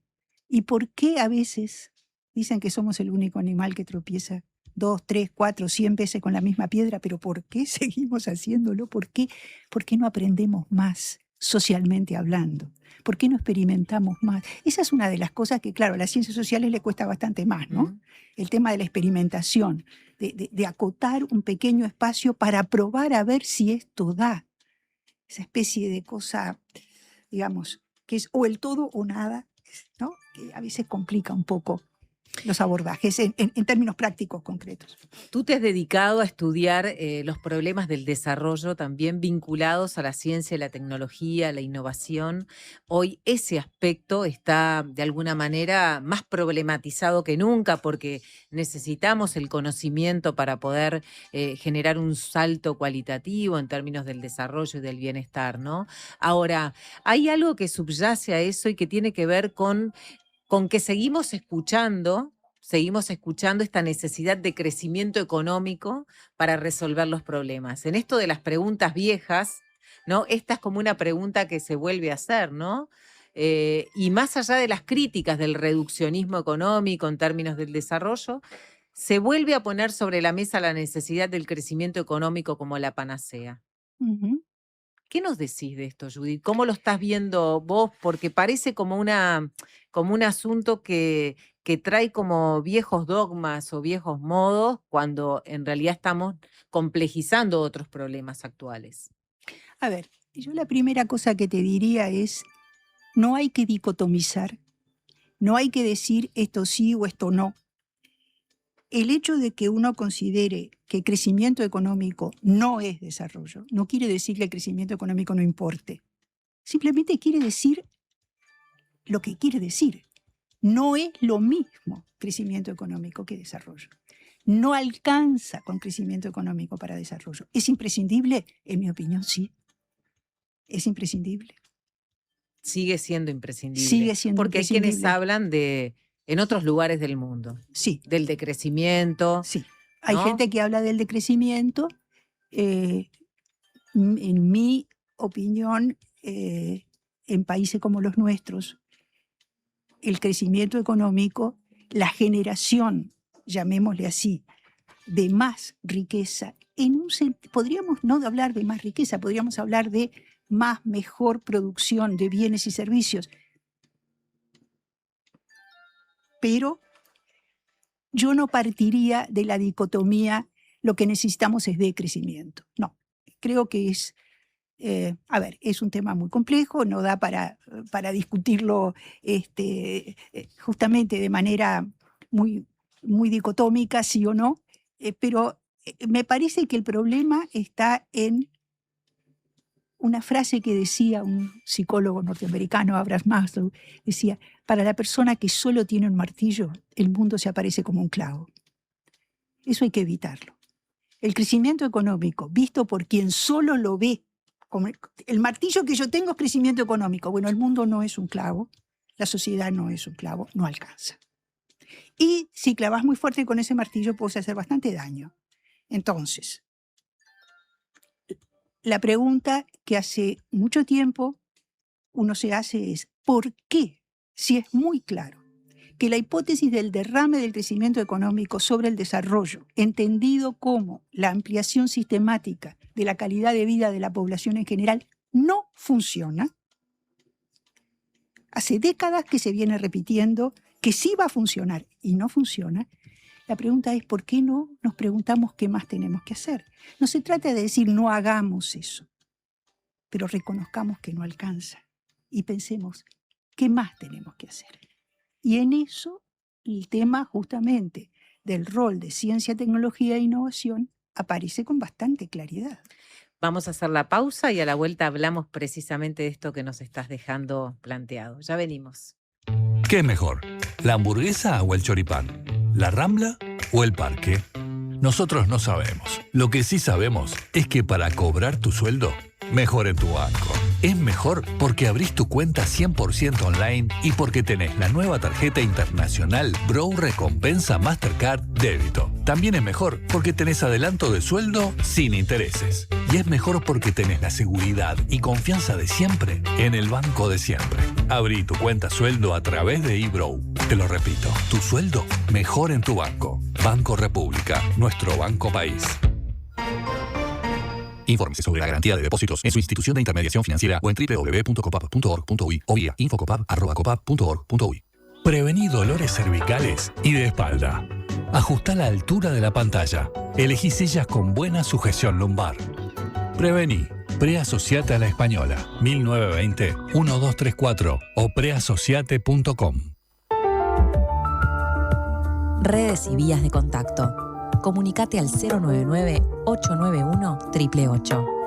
Mail radio@ladiaria.com.uy.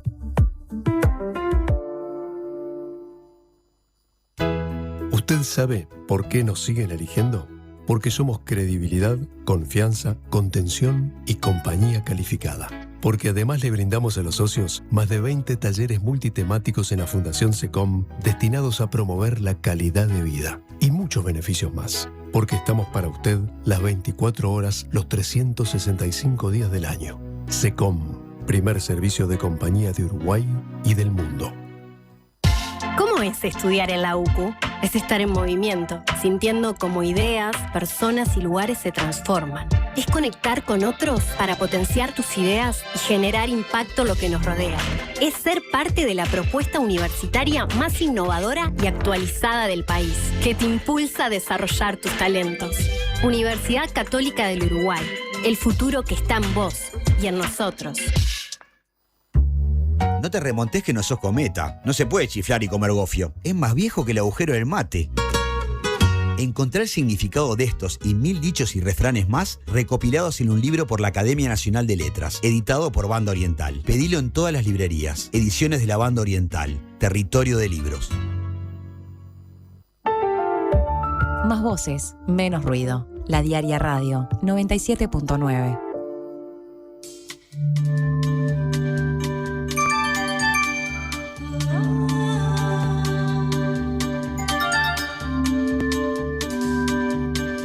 Estamos hablando con Judith Schutz acerca de los dilemas actuales del mundo. Esto es enorme, pero tratando de enfocar en la búsqueda de desarrollos posibles para nuestro país y para la región. Ya no solamente se puede hablar de un desarrollo posible en un país en términos de la globalización y de la economía global en la que vivimos.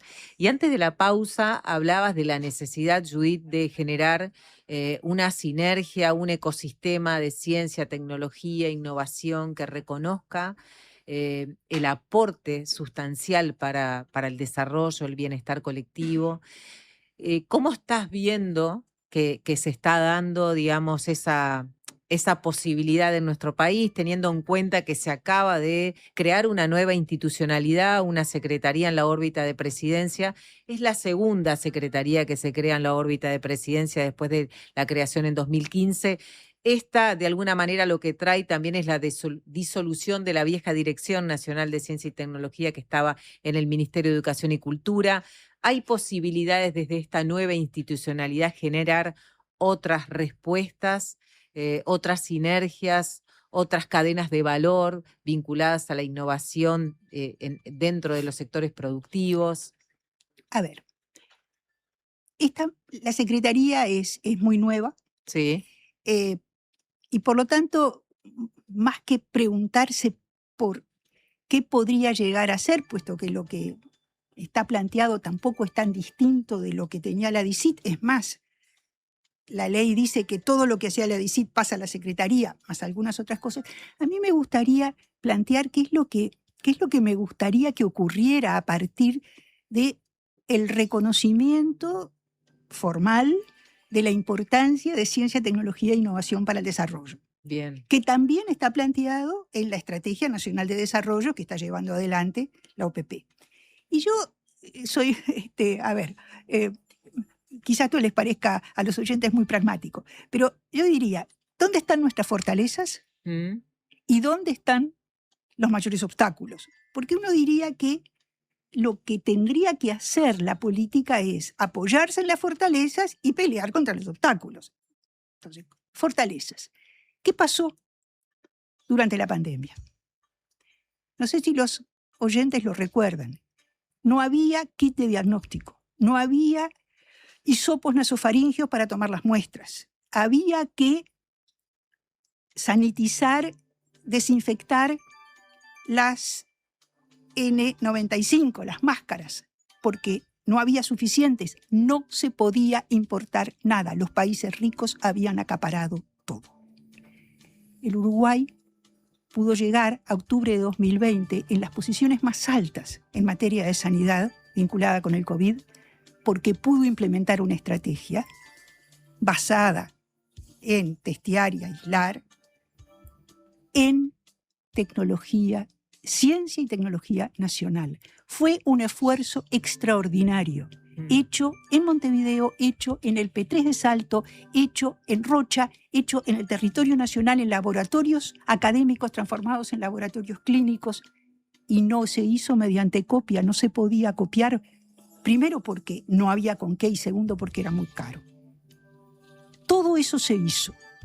Y fue absolutamente extraordinario, fue absolutamente determinante. Quiere decir que cuando hay urgencia, cuando hay claridad en la definición de los problemas, cuando hay determinación política de que esto se hace o se hace, y no había otra durante el COVID, se hace. Eso es algo fundamental. El Uruguay tiene capacidad de responder con su gente. Y estoy hablando de la Universidad de la República, del Instituto Pasteur, ahora está ingresando también la UTEC. Estoy hablando de, por supuesto, el Instituto Clemente Estable, por supuesto, el INIA. Me puedo estar olvidando de alguno, pido disculpas. No es ese el punto. Somos todos, somos todas. La ciencia nacional, la tecnología nacional y las empresas a las cuales cuando se les pide y se las ayuda a responder, responden. ¿Y qué pasó con ese aprendizaje? No lo sé. No lo sé. A veces me resulta amargo reconocer que es un aprendizaje que parecería haberse perdido, al cual no se refieren los documentos que yo he estado leyendo recientemente. ¿Qué debería haber pasado? ¿Cómo se debería haber aprovechado eso para pensar en una salida posible o como para aprender de este Bueno, yo de este creo camino? que una de las lecciones más importantes es la fundamental importancia de la identificación precisa y clara de los problemas y de las condiciones de borde de sus soluciones. Y entonces yo me pregunto, ¿qué pasaría si el Ministerio de Salud Pública hace un ejercicio interno de introspección y plantea 3 problemas con las características que tuvieron los problemas planteados durante el COVID? Y el Ministerio de Vivienda, y la OCE, y ANCAP y la UTE. Yo conozco casos en que la UTE lo hizo, y sé perfectamente cuál fue la respuesta de empresas nacionales de base tecnológica resolviendo problemas de manera innovativa a nivel mundial. El problema es que si trabajamos solo desde la oferta, desde lo que sabemos hacer, y no nos preguntamos de manera sistemática por cuáles son los problemas a los cuales las capacidades que tenemos podrían ayudar a resolver, entonces me parece que tenemos una especie de desfasaje que no hay cómo cerrar. Por eso yo digo, para mí, la lección del COVID fue cuando haces preguntas concretas y le pones determinación política atrás, hay respuesta. La capacidad nacional de hacer respuesta. Yo te diría que en términos de desarrollo, lo que le pasa al Uruguay, si tú me dijeras, tenés una manera de describirlo, obviamente va a estar mal, pero si me queda una sola, yo diría, tenemos muchas más capacidades de las que somos capaces de aprovechar. Así que yo a la nueva Secretaría y a las nuevas institucionalidades, lo primero que les diría es, hay que enfocarse en aprovechar nuestras capacidades. Por supuesto, incrementarlas, no considerar que ya llegamos al techo, ni muchísimo menos, pero a la vez que las incrementamos, que las apoyamos, que las aupamos, pedirles con claridad, necesitamos este tipo de respuestas para este tipo de problemas en estas condiciones de borde.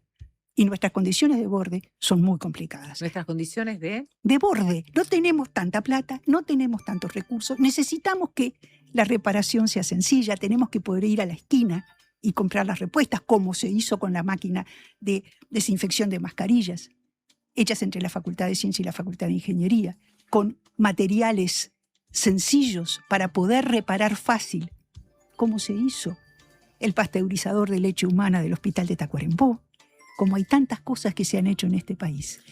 Me surge como la impresión de que hay como más una mirada hacia lo que se hace en otras partes del mundo, como si hubiera una carrera en una competencia en la que no podemos estar, ¿no? En lugar de estar mirando las posibilidades de innovación que están en nuestro país, con nuestra gente, nuestras capacidades productivas. ¿Puede ser algo así? En nuestras condiciones. Alguna gente querrá quizá que el Uruguay sea Silicon Valley. Yo no quiero que sea Silicon Valley, aunque pudiera, pero además no puede. El Uruguay tiene la capacidad de resolver problemas en condiciones válidas para toda África y para toda América Latina y para buena parte de la India. ¿Cómo es eso? Y fíjate, cuando en vez de gastar 100 resolvés gastando 10, esto te sirve a ti, pero también le sirve a un montón de países que no solucionan sus problemas porque no pueden comprar lo único que existe. A ver, si vos tenés mucha plata, ¿te vas a romper el alma por complicarte la vida resolviendo un problema de manera barata? No. Si vos no tenés, entonces vas a complicarte la vida porque no tenés más remedio. Es tan sencillo como eso. Eso es casi elemental. No voy a decir de ama de casa porque me vas a tratar mal, pero hay amos de casa. Para cualquiera que en la vida cotidiana se revuelve con lo que tiene, es bueno que sepan que en ciencia y tecnología de punta también vale eso. ¿Sabes qué? Me viene como la sensación de que que estás hablando desde una crítica que parece también vieja, hablando de las viejas preguntas y respuestas, que tiene que ver con aquella mirada de crítica del colonialismo, ¿no? De la mirada más que nada eurocentrista, ¿no? Cuando de alguna manera estábamos buscando los modelos de desarrollo en Occidente, en Europa, cuando estábamos mirando desde nuestra periferia qué pasaba en los países centrales. O sea, siento que de alguna manera lo que me estás contando que ocurre en la ciencia y en la producción de ciencia en nuestro país y tecnología tiene que ver con estas dos lógicas de los términos de dependencia y de no darnos cuenta de esa situación. Pero a ver un poco, no es ni tampoco así. La ciencia es bastante universal. Ajá. Es importante que nuestra gente haga ciencia al más alto nivel. ¿Por qué? Porque entonces se va a poder hacer preguntas que otros no se hacen y vas a saber cómo contestarlas. El problema es decir, no se trata de hacer una tecnología o una ciencia del sur en el sentido de algo que es cognitivamente diferente. El punto es, avanzando todo lo que se pueda en cosas que tienen un nivel importante de universalidad, no digo que sean universales, tienen un punto importante de universalidad, puedan hacerse preguntas que son válidas para nosotros y no válidas para otros. Si uno mira, pequeña anécdota, los que hicieron la máquina de desinfección de mascarillas la publicaron en un lugar abierto con incluso el diagrama de cómo hacerla para que otros la pudieran hacer. Y eso salió en un podcast de la revista. Y entonces le preguntaron, ¿y usted por qué no usó el método que se usa en Estados Unidos? Sí. Es un método... En fin. Y la respuesta fue, porque no se trata de matar mosquitos con cañones. Hay mucha sabiduría en esa respuesta. Claro. Y eso nos pasa todo el tiempo. Pero es que es natural. Vos pensá el nivel de desarrollo, el volumen incluso por el tamaño del país que tenemos, y preguntate si la tecnología que viene de afuera está razonablemente adaptada a las necesidades del país. Yo he hablado con muchos empresarios que me han contado, sí, yo puedo comprar esta máquina de $1 millón, hace 2 de las cosas que necesito, 18 no las necesito y 3 que necesito no las hace. ¿Qué hago? Recurro a tecnología nacional. Se puede. Es decir, no estoy diciendo con esto que no haya que importar tecnología, no estoy proponiendo la autarquía. Me imagino la catarata de críticas, pero quiero decir que todo lo que se pueda conseguir hecho y que sirva, en todo sentido, ¿para qué vamos a reinventar la rueda? Mi afirmación es que hay mucha rueda para reinventar, porque si no, no vas a tener soluciones. Y ahí viene otro tema, que es un tema que tiene que ver con la otra cuestión. Nuestras fortalezas son grandes, pero nuestras dificultades también. Yo insisto con un dato que está y que no sé por qué nadie lo mira, nadie lo levanta y está en la red de indicadores de ciencia y tecnología abierto para cualquiera que lo quiera mirar. Sí. ¿Cuál es el mercado laboral de quienes investigan en el Uruguay? ¿Cuál es? El mundo académico. Solo el 3% de quienes investigan en el Uruguay trabajan en empresas públicas y privadas. Solo el 3%. Solo el 3%. ¿Cuál es la media de la Unión Europea? 55% trabajan en empresas públicas y privadas. Entonces tenemos un problema de no absorción de capacidad de investigación en el sistema productivo. La culpa es de la academia porque hace mucha ciencia básica.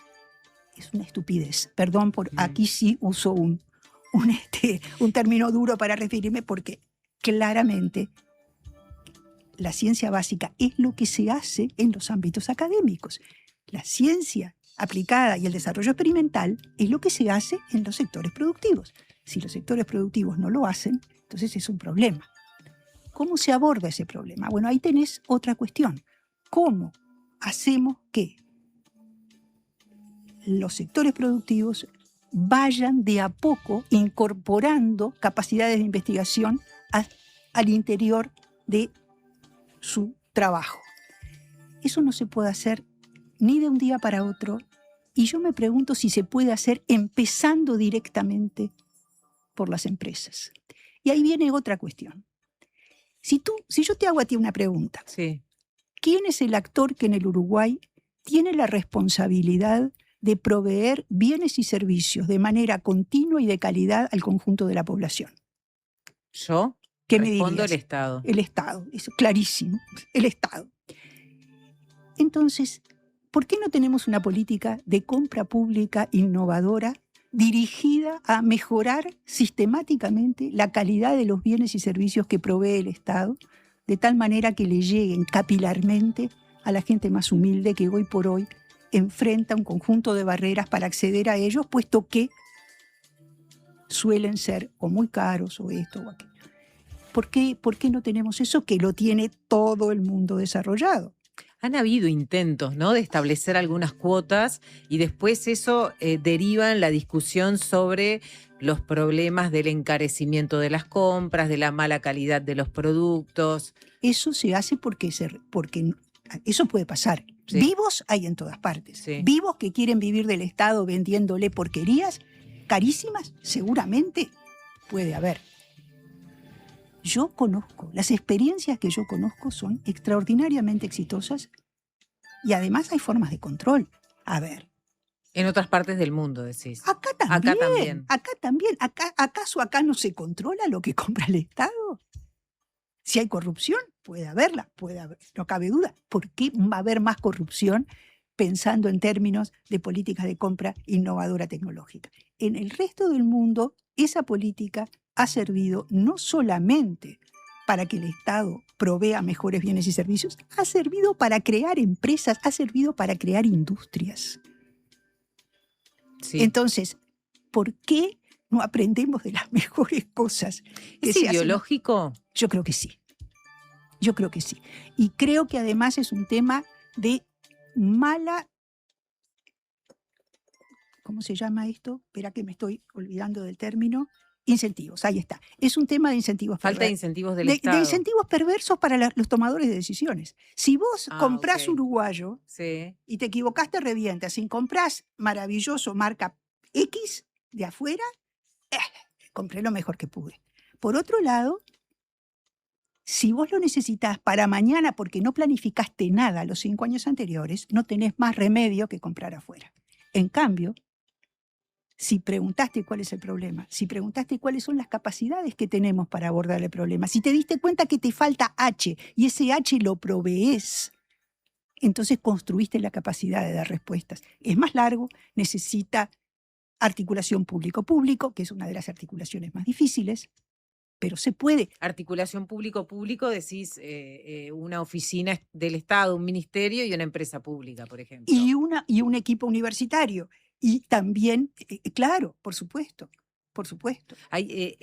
Estamos ya para terminar, Judith. La verdad que es interesantísimo todo y nos quedan como temas obviamente colgados, pero bueno, en otro momento seguiremos hablando.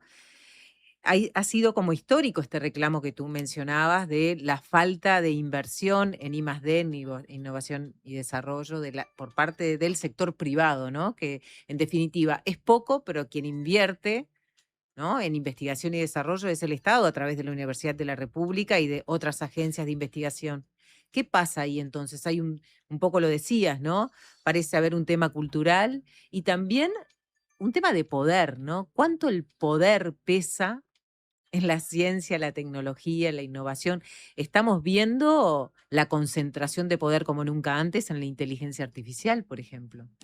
¿Uruguay en ese sentido tiene algo para hacer? Y esta es una pregunta. Siempre hay algo para hacer. Siempre. Siempre hay para hacer si uno tiene algunas ideas fuerza. Y yo, ya que estamos terminando, te diría que para mí la idea fuerza que tiene que ver con los procesos de desarrollo es la siguiente. Nosotros necesitamos un desarrollo democrático, modo aprendizaje. El modo aprendizaje es la manera en que algunos estudiosos calificaban la forma en que, en particular Corea del Sur, se industrializó. Eso quiere decir, aprender es lo primero. Abrir oportunidades para aprender es lo primero. Puede costar más caro, puede llevar más tiempo, pero a la larga... Abrir para aprender.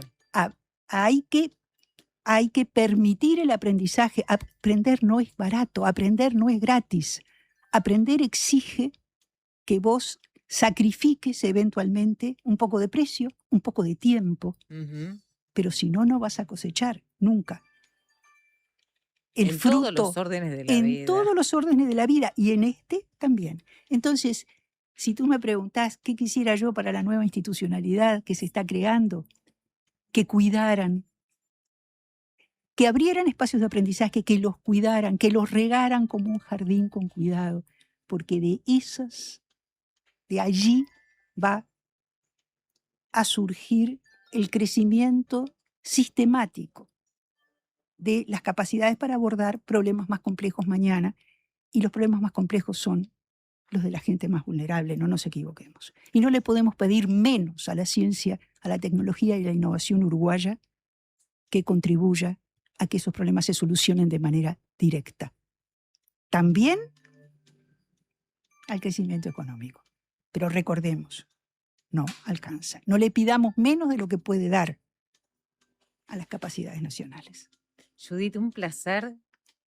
Y me quedé con muchísimas ganas de seguir conversando, como seguramente quienes nos están escuchando.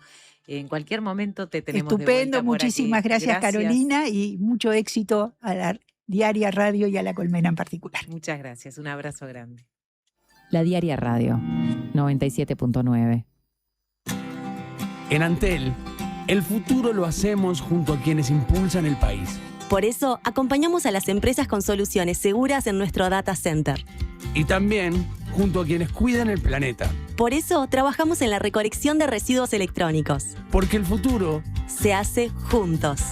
Antel, el futuro lo creamos juntos. En El Círculo tenemos los mejores planes para vos y tu familia. Si tenés entre 1 y 20 años, podés afiliarte por tan solo 800 pesos al mes, con más beneficios gratis, el mejor servicio al menor precio y los menores tiempos de espera. Elegí cambiar ahora a la Mutualista con el índice de satisfacción más alto y con la red de atención más grande del país, con 5 sanatorios y 50 policlínicos. Afiliate llamando al 1870 o en circulocatólico.com.uy. En el Círculo, estamos con vos. El Alemán al Auditorio del Sodre. Último disco de Gerardo Dorado, El Alemán. Yo, ¿quién sería? ¿Cuál es la pintura que te esconde? El Alemán. 3 de junio, Auditorio del Sodre. Entradas en Ticantel. Algo cambiará. Edita Montevideo Music Group. La Diaria Radio, 97.9. Vuelve la ópera al Teatro Solís, Fidelio, de Ludwig van Beethoven. La Orquesta Filarmónica de Montevideo, bajo la dirección musical de Martín García y el debut de Nicolás Boni en la dirección escénica, junto al Coro Nacional del Sodre, dirigido por Esteban Luis, con las voces de Sabina Svilac, Eric Herrero, Sabio Sperandio, Licio Bruno, Sofía Mara, Santiago Martínez y Alfonso Mujica. Fidelio, resistir cuando el poder impone silencio. 21, 23 y 25 de mayo. Teatro Solís, 170 aniversario. Entradas en venta en Ticantel y boletería del teatro.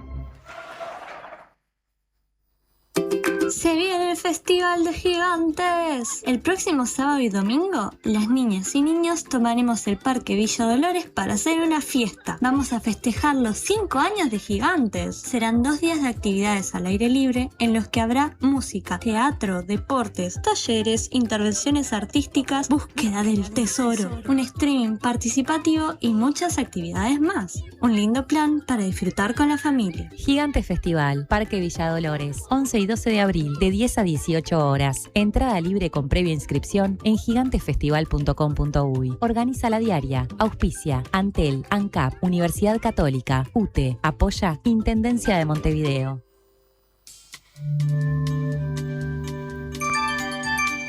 Presenta Asociación Española. Prevení. Preasociate.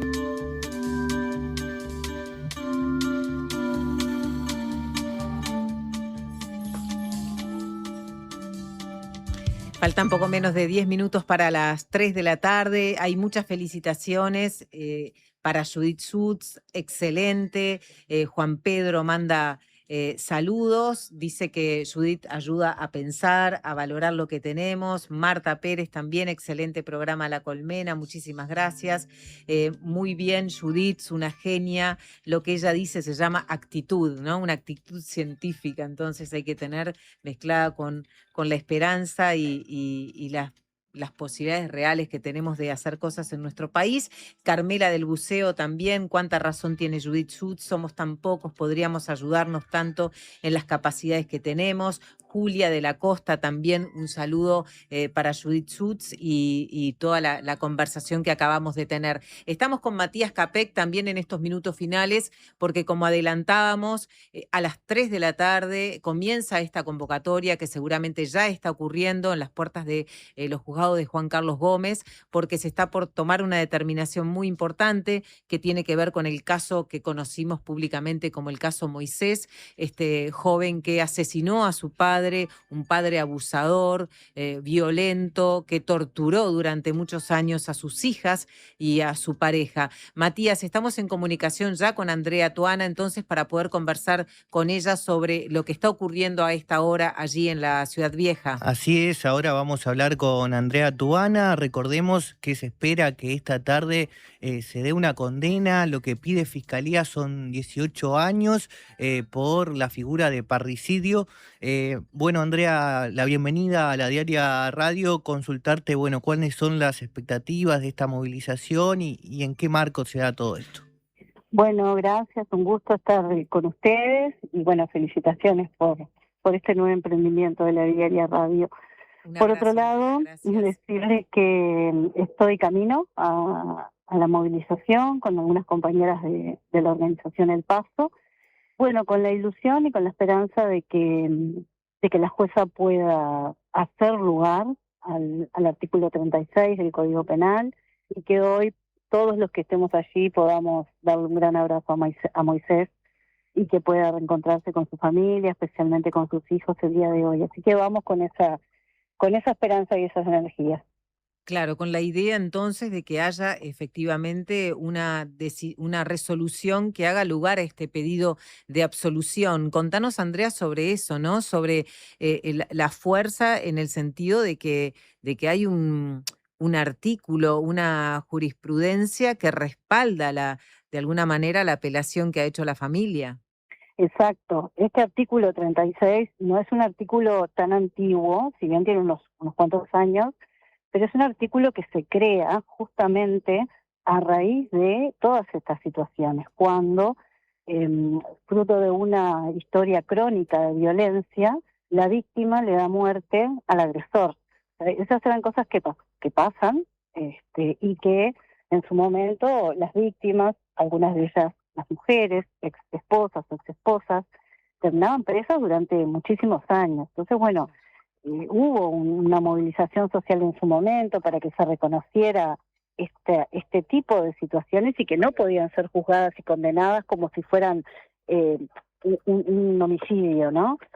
Sino que en realidad tendría que poder verse todo ese contexto de violencia que provocó un sufrimiento enorme. Y bueno, por suerte se logra ese artículo, y hay varias personas que ya tuvieron la posibilidad de ser absueltas a raíz de la aplicación de este artículo. Y eso es lo que estamos planteando para el caso de Moisés. Él es una víctima, él no cometió un parricidio, él no mató a su padre, él mató al abusador, al torturador, al agresor, y lo mató en defensa de toda su familia. Porque si bien en este momento él no estaba ejerciendo una violencia activa y directa, pero sí estaba la amenaza de que volviera a Paysandú y que volviera a generar todo esto con la mamá de Moisés. Andrea, en estos casos, como en todos los casos, son muy importantes las pruebas, y es importante también destacar y tener en cuenta que la familia está siguiendo muy de cerca y obviamente tiene un testimonio muy concreto sobre lo que sucedía. Yo en su momento tuve la oportunidad de hablar con una de las hermanas. Eso es importante también a la hora de esta decisión que pueda tomar el juez. Eso es muy importante porque la familia, tanto las dos hermanas, que son las que están dando su testimonio en medios de comunicación, como la mamá, tienen un relato absolutamente coherente y un relato que expresan las vivencias de todas durante todo ese periodo. Entonces, es muy difícil decir que no se pudo probar que existió toda ese contexto de violencia crónica, porque ahí tenemos 3 personas que coinciden en decir y en narrar, y además todo lo que es el estrés postraumático, ¿no? Entonces, yo creo que para ellas tuvieron que salir públicamente a hablar de esto porque sintieron que no fue tomado en todo el proceso, no fue tomado todo lo que ellas vivieron y el sufrimiento de la familia, no fue tomado con la centralidad que debía haber sido tomado, ¿no? Y de esa manera poder entender la conducta de Moisés, que la conducta de Moisés es reactiva a toda esa situación de violencia, y además él no fue a matar a su padre, él fue a confrontar a su padre y a decirle que no se volviera a vivir a Paysandú.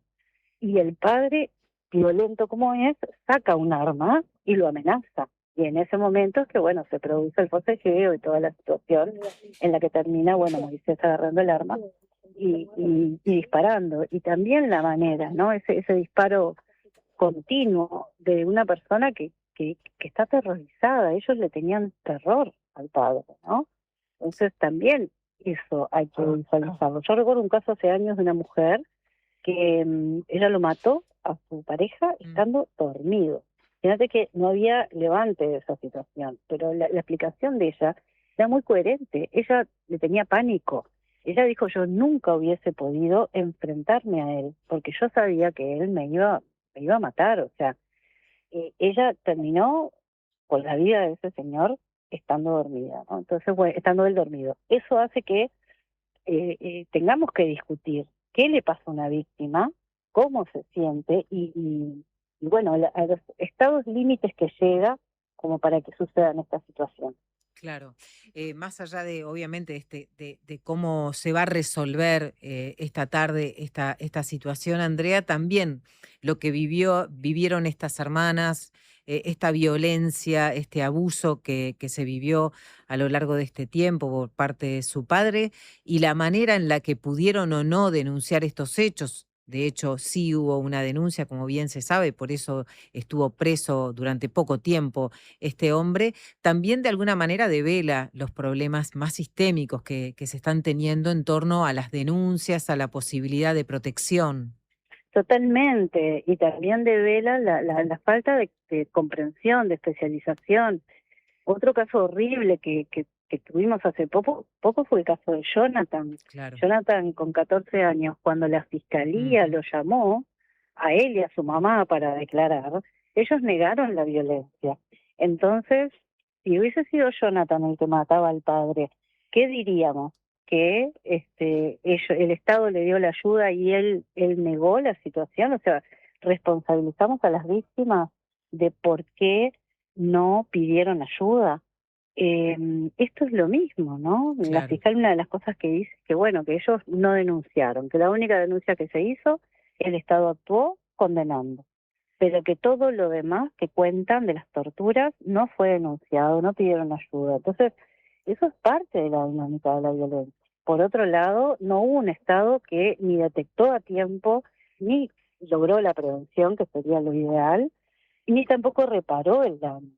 Entonces, la única intervención del Estado en esta situación terrible y para toda esta familia ha sido la de condenar al abusador en su momento a 3 años de cárcel, pero que después al año y medio queda libre, y ahora pretender condenar a 18 años a la víctima de ese abusador. Andrea, muchas gracias por estos minutos. Estaremos siguiendo, obviamente, el resultado de esta audiencia que comienza entonces a las 15 horas y allí está dada entonces esta concentración, este encuentro entre la familia y diversas organizaciones sociales allí en Juan Carlos Gómez. Te mandamos un abrazo, Andrea, muchas gracias por estos minutos y seguramente la seguiremos en otra oportunidad. Muchas gracias a ustedes, ojalá podamos tener buenas noticias para darles a la salida de la audiencia. Un abrazo. Un abrazo. Bueno, Carolina, un poco lo que hablábamos al principio, ¿no? Un montón de elementos que estos casos dan lugar a revisar, ¿no? Y a pensar, porque bueno, una vez que ya están consumados y nos encontramos en estas situaciones, nos ofrecen, nos dan espacio a prevenir que esto no vuelva a suceder, este tipo de situaciones de violencia. Exactamente, tanto el caso de Jonathan como el que estábamos hablando con Andrea, que de alguna manera Andrea los vincula claramente, porque detrás de esto hay un problema que tiene que ver con la protección de las infancias, de las adolescencias, de las mujeres, de los niños, y son cuestiones obviamente a revisar. Hasta aquí llegamos con La Colmena, son las 15 en punto, ya se viene Pare en el Mundo. Matías, nos reencontramos mañana, con ustedes también nos reencontramos mañana, gracias por acompañarnos esta tarde. Hasta mañana.